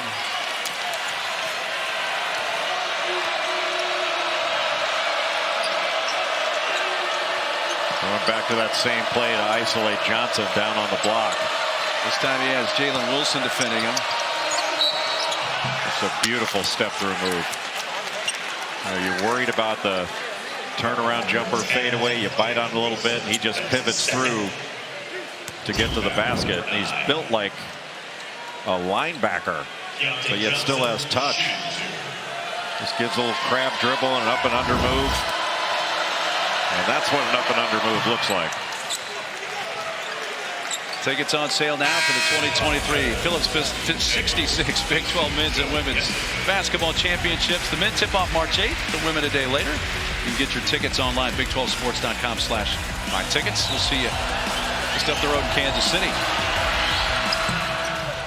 Keontae Johnson, a double-double, 13 points, 11 rebounds against Florida on Saturday. It had to be an emotional game for him playing his former program. No question. But he's handled everything so well all year long. I mean, there's got to be emotion at every turn for Keontae Johnson. And right now, Mark, for Kansas State, this isn't about getting a stop. It's about getting consecutive stops. They need multiple stops to really put some pressure on Kansas. 7 to shoot and a travel. That'll count as a stop there as Kansas turns it over on a walk by Jalen Wilson. So this was post-game in Manhattan on Saturday. A lot of smiles from Keontae Johnson. Looks a lot like you when you got here today. Yeah, that's right. In Allen Fieldhouse. Had to do a few maneuvers. Kicks off the heel. Johnson. Good kick out. And that's Noel's three. Gasson. Will not be a fourth opportunity. Well, you miss point blank. That's deflating, especially on the road. Bedford back in the game. Harris eyeballed Clemens, but back for Jalen. Well, Clemens was open, but probably a good idea to kick it back out. Adams for to shoot, trying to get around. Gasson dumps it off, and there's Bedford. Boy, how many times have we seen that in this game where Kansas State has an opportunity to score, they miss point blank, and Kansas gets a score. Noel's missed the layup, but there was contact according to Marcus Pettigrew. And he's going to go to the line to shoot two. When we come back, Jerome Tang's team down 15 with 7:10 to play in Lawrence.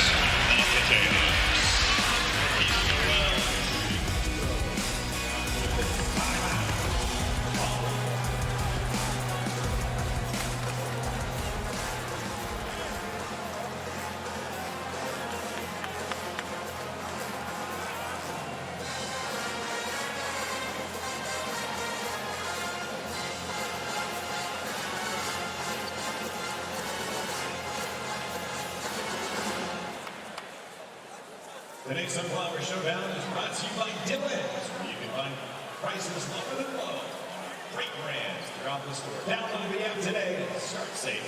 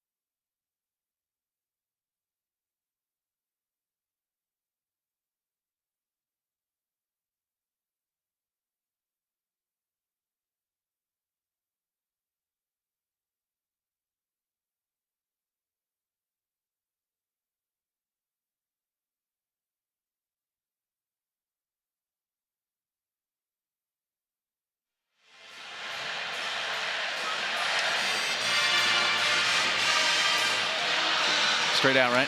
You got it.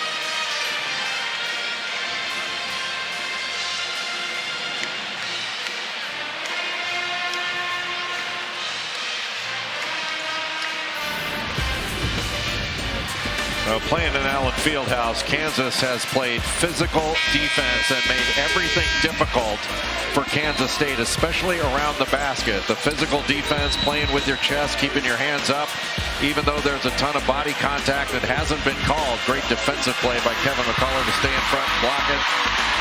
Zach Clemens throwing his chest right into the offensive player, and that's given Kansas some break situations, and Kansas leading when fast break points 21-10. And points off turnovers, and some of these are overlapping, but 18-8. So Kansas has been able to play ahead of the Kansas State defense. And most of the game, Kansas State has been grinding it out against Kansas's half-court defense. So we come out of the timeout with Noel at the line shooting two.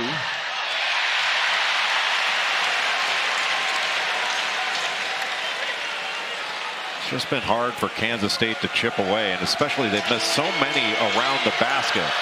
And look, there has been body contact, but Kansas State just 4 of 11 on shots near the rim.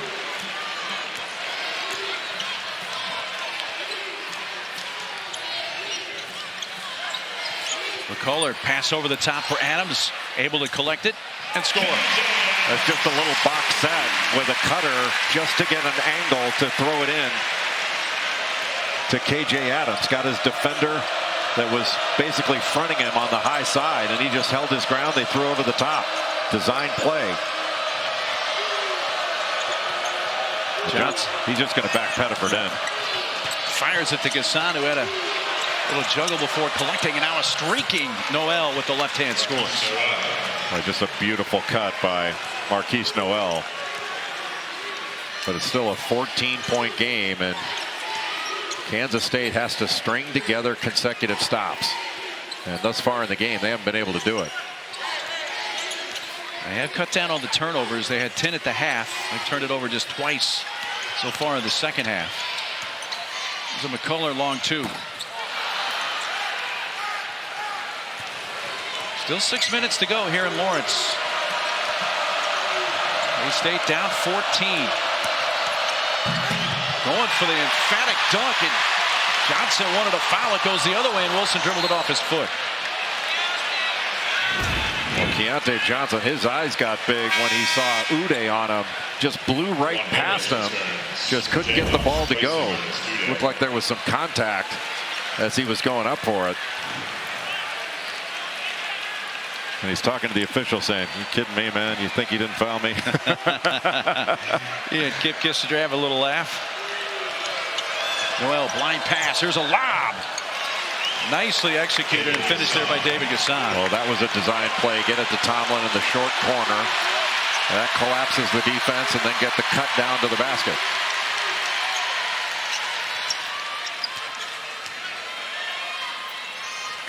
Good throw out of the ball screen off the trap. That was Johnson. Got a piece of it. Saved by McCullough for Kansas. Twisted back to Wilson for a deep three. Adams deflects it. McCullough got bumped by Keontae Johnson, and that is going to be number 4 on Keontae. Kansas just quicker to the ball. KJ Adams keeping it alive. And there's so many times when KJ Adams, he may not be able to grab the ball himself, but he keeps it alive. And it's been a long night for Jerome Tang, and I know he's looking up at the scoreboard saying we're down 12. You start thinking about, we finished some plays. We get a stop here. We get a loose ball. And this game could feel a lot different going down the last 5 minutes of regulation. Kevin McCullough shooting 2. 2 shots for McCullough, who, by the way, has a dozen rebounds tonight, which is tied a career high for him. And got the hand, the knuckle situation not bothering him there. Yeah, there's 3 double-doubles in a row for Kevin McCullough.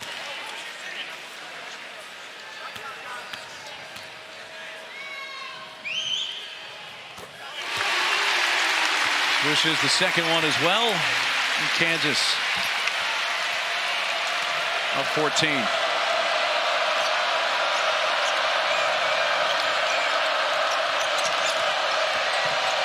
For every ball screen that Marquise Noel has come off of, he's facing 2 Kansas defenders. Gasson is fouled. Well, you and I had to shoot around today. That was certainly a point of emphasis for Bill Self. They were going to try to trap him, double him as much as possible. Yeah, you don't want to switch on Marquise Noel. They've been switching just about everything else, but they've not switched on him. And forcing him to get it out of his hands makes somebody else make a play instead of him making the play. See the quick double for a couple of dribbles and then recover, and he's not able to throw out fast enough. Then another double.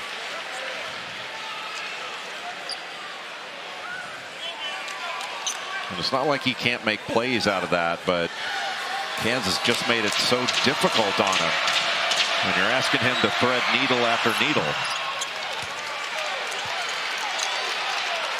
Well, just under 5 minutes to go. 12-point game. Still a lot of time left here, Jay, but as you mentioned, it's been K-State inability to get multiple stops. Maybe that'll help for K-State as a travel committed by Jalen Wilson. The second travel they've gotten on him in about the last 3-4 minutes that he's been confused on. Grady Dick back in the ball game with those 4 fouls. So that allows Kansas to spread the floor and spread the defense because of his shooting ability. See, now Kansas State slipping out of those ball screens quickly, making the double a little bit more difficult. McCullough. That's number 4 on Kevin McCullough as he knocked Noel to the court. And that's basically, I think, what Kansas State needs to do is you can ghost or blur these ball screens or just slip out of them right away.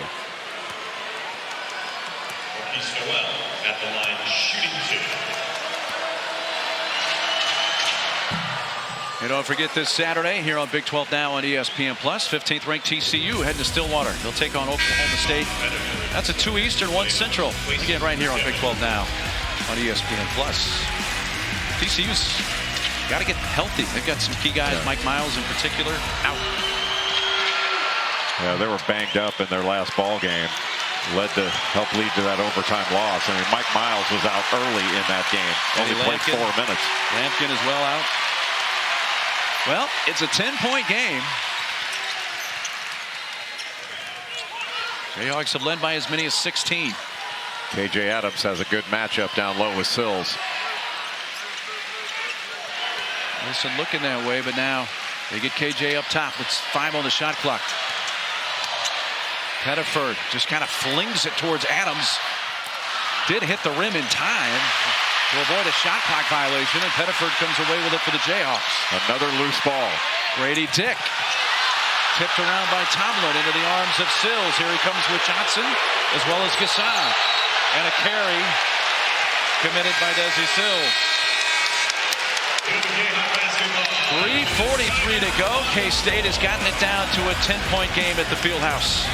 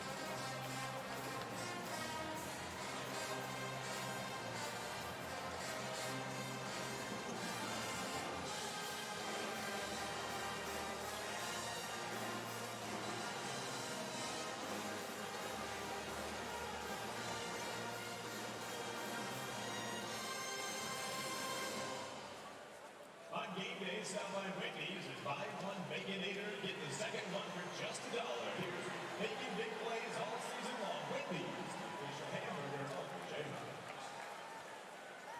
Fans on Sunday, your Kansas women's basketball team defeated Kansas State by a final score of 85-72. Ryan Mayberry led all scoring with a career-high 26 points. Get tickets to upcoming games and catch the remainder of the Big 12 schedule. Conference history. Athletics.com or call 800-34-HAWKS.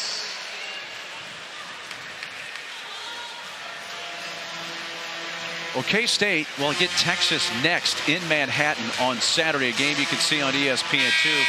Iowa State got to be kicking themselves a little bit. That dramatic turn of events in Lubbock last night where Tech came back from, what, a 25 or 6 point deficit in the second half. Yeah, Iowa State a little bit of a different team on the road than they are at home. But one of the things that really struck me was after that game, Mark Adams and Davion Harmon were being interviewed in the post-game press conference, and a reporter asked Harmon about how important that win was, and he started to cry. And you think about how important this is to the players and how much they put into it. You know, a team that's 0-8 gets a win, and it brought Davion Harmon to tears. You know, that was really affecting as to how seriously these players take winning and how hard they work for it. It's a 23-point deficit they came back from, and Jawan Harris, who hit an early 3 of this game, knocks down his second of the day. Well, that was all about moving the ball from side to side, getting downhill and drawing help. Kansas foul underneath the basket as Pettiford and Wilson are ready to head up court. Seems like every time that Kansas State creeps a little closer and they haven't been able to break through, Kansas has had an answer. Just turning the corner, getting downhill, drawing defensive help off the corner shooter, and DeJuan Harris wide open for that simple corner jumper. Kansas, by the way, will be at Iowa State on Saturday. Early tip, 11 a.m. Central Time on ESPN. And Hilton Coliseum, as you know, is no joke. That place gets as loud as anywhere. Great environment. And Kansas doesn't have to be in a hurry here. Good cut. Oh, the feed. Harris couldn't finish that after the nice bounce pass from Pettiford, and there's Gasson missing a layup. And another missed bunny there by the Wildcats. And KU will lead some clock. K-State hit 90% of their layups tonight, Jay. This will be a completely different game. Completely different. I mean, so many opportunities missed. Well, gets to the rim. Wow. He's got guts, doesn't he? Not afraid. Well, it's down to 9 with under 2.5 minutes to go. 23 for Noel. Kansas spreading the floor. That opens up cutting and driving lanes. Just trying to turn the corner, get a piece of the paint, draw help, and then play out of it. Harris thought for a moment he was looking at Adams for a lob, but instead he just shot it and scored. He was looking for the lob. The defense came off and just shot the floater.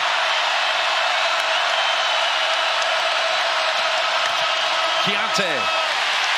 The block by Adams. Well, that's a great block from behind the play. You know, the athleticism of KJ Adams taking away a basket. Now Kansas can run some clock. And I think Kansas State has to think about if they want to get back in it, are they going to foul?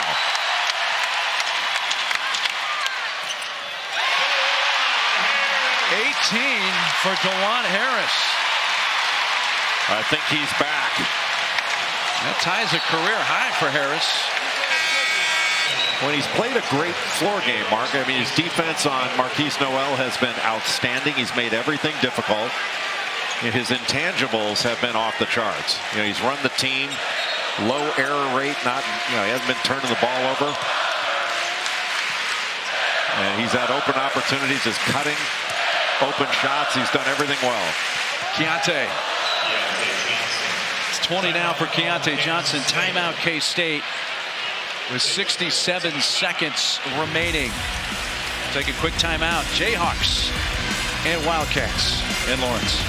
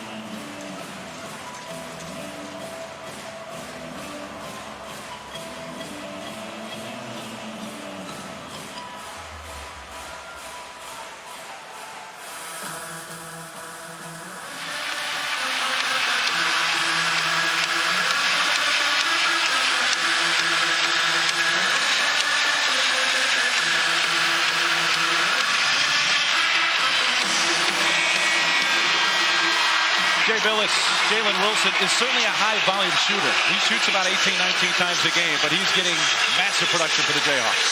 He's been magnificent over his last 5 games. That's 5 straight games of 20 points or more, including 2 with over 30. And his productivity level and his leadership at both ends of the floor have been vital for Kansas to remain a top 10 team. That mark he has broken belonged to Wayne Simeon for most points by a Jayhawk in 5 straight games during the Big 12 era. Well, Will Chamberlain and Danny Manning are on line too. There's a foul committed by Gasson to stop it with just a half tick under 1 minute to go. That is kind of a curious decision of all the records. See Wayne Simeon right there. Great player in Bill Self's first year. One of 3 Jayhawks, including Jalen Wilson. The season's not over, but they average 20 points per game, over 20 points per game for a season. The other being Frank Mason. But yeah, you had all those years of Big 8, and you know, the records are, I mean, they're still there, but I don't know where you go to look at them. I guess the Big 8, because when the Big 8 and the Southwest Conference teams created the Big 12, they left the Big 8 records behind. Which doesn't make any sense to me. I agree. I mean, the ACC got bigger, and teams left, and there's still ACC records. You know, Mitch Richmond played in the Big 8, but his records still matter at K-State. Yeah, and they should. Yes. Well, the only record that matters right now for Kansas is 1-0, and they have protected the rim. You see the difference in block shots. This has been an excellent defensive effort by Kansas, and Kevin McCullough, chief among the reasons why Kansas's defense has been so effective against K-State. Let me get deep and philosophical on you here, Jay. Okay, Socrates, go ahead. All right, here we go. How important was the Kansas win at Kentucky spilling over into this game for the Jayhawks? I think it was huge. It's, you know, you used to call those things mental health wins, and you want to be sensitive about using that term, but you know, you start doubting yourself when you go into a losing streak. They've lost 3 in a row. Their schedule is so difficult, and you know this better than I do. The Big 12 has no bottom. There is nowhere you go to get healthy where, you know, every game you play in this league, you can play well and still lose.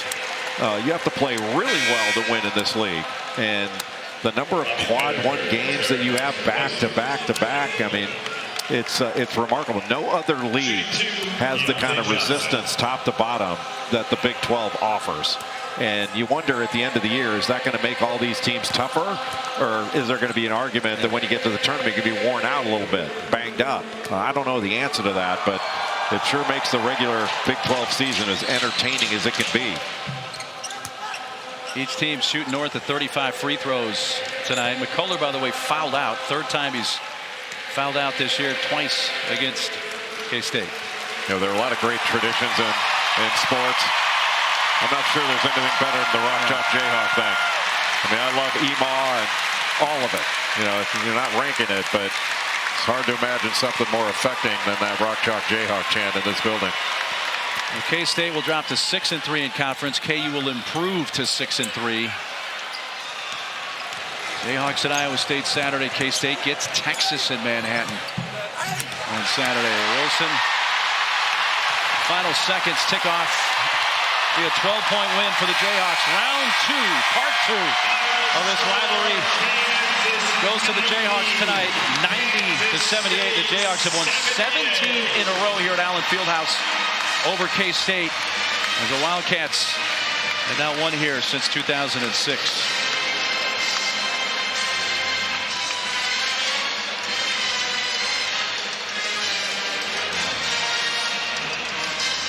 Well, Travis Kelce has some other business to take care of. Just don't get hurt. Don't get hurt walking out of the building. The Jayhawks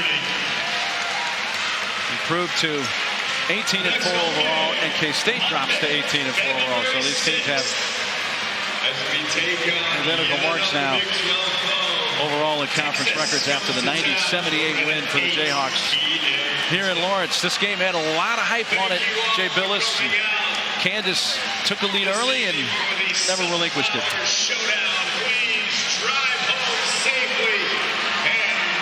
Jalen Wilson, another 20-point game. He's with Chris. Jalen and Kelvin McCullough. Jalen, I want to start with you. It's one of y'all's best offensive nights you've had in conference play. What was the difference today? I think the way that we just started the game, coming out intense. You know, we wanted to set the tone today. Last time we played them, we came out a little bit sluggish, and they were able to take advantage of that. So today we're just trying to set the tempo early. In the last 4 games, you've scored 113 points. Where's the confidence grown over the last couple of years? You know, my teammates give me all the confidence. You know, I couldn't do anything without them. You know, I put in the work to make the shots, and, you know, I just feed off of them. I appreciate it. I'm going to bring in Kevin. Kevin, for you, in this matchup 2 weeks ago, you didn't score any points. What was the motivation today? You know, just going out there, trusting the process and trusting the work that I put in. My teammates believe in me and the coaching staff believes in me, so just going out there and working. Defensively, Kansas State shot lights out at Manhattan. What was the game plan for you guys on defense? Just to cause havoc, be the more aggressive team, go out there and, you know, communicate on defensive end and, you know, trust each other, and we got the dub. 113 points in 4 games. What does this guy give this team? He getting buckets. That's what he do. That's what he do. He getting buckets. Appreciate it. Enjoy it, guys. Thank y'all. Chris, thanks very much. And this game really, contrary to the first meeting, Kansas really struggled with the three-point shooting in Manhattan 2 weeks ago. It was the three-point shooting early in this game for Kansas that really set the tone. Yeah, Mark, a lot of it came off of defense. You know, Kansas had some advantage situations, and there wasn't a lot of resistance, not a hand up, and not any difficulty. You were able to shoot it from the catch spot, just a little ball screen. The ball screen defense wasn't as strong as it needed to be for Kansas State, and Kansas got off to a great start shooting the ball. And then defensively, I thought Kansas was good all game long. They were, you know, given a soft trap on Marquise Noel off ball screen situations. They blocked 9 or 10 shots in the game, so they were protecting the rim. And in a lot of the game, they turned Kansas State into a one-on-one kind of isolation team. And Kansas State wasn't able to get the ball from side to side, get ball reversal. They weren't putting the Kansas defense in rotation. And then for the second game in a row, Kansas did a really good job cleaning up their defensive glass and not giving up easy second shots. Really good overall performance by Kansas. Both these teams right now at the exact midway point of conference play. 9 games into the 18-game schedule. What does each take away at the midway point of conference? Wait, get into the training room, get into an ice bath, because you got a heavyweight fight on the next one. You know, there's no rest in this schedule. It's just one heavyweight fight after another. Jay, it's been a blast. Enjoyed it. Travis Kelce shaking hands with the Jayhawks. Protect those hands, man. Protect those hands. For Jay Billis, Chris Button, I'm Mark Daly. Good night from Lawrence.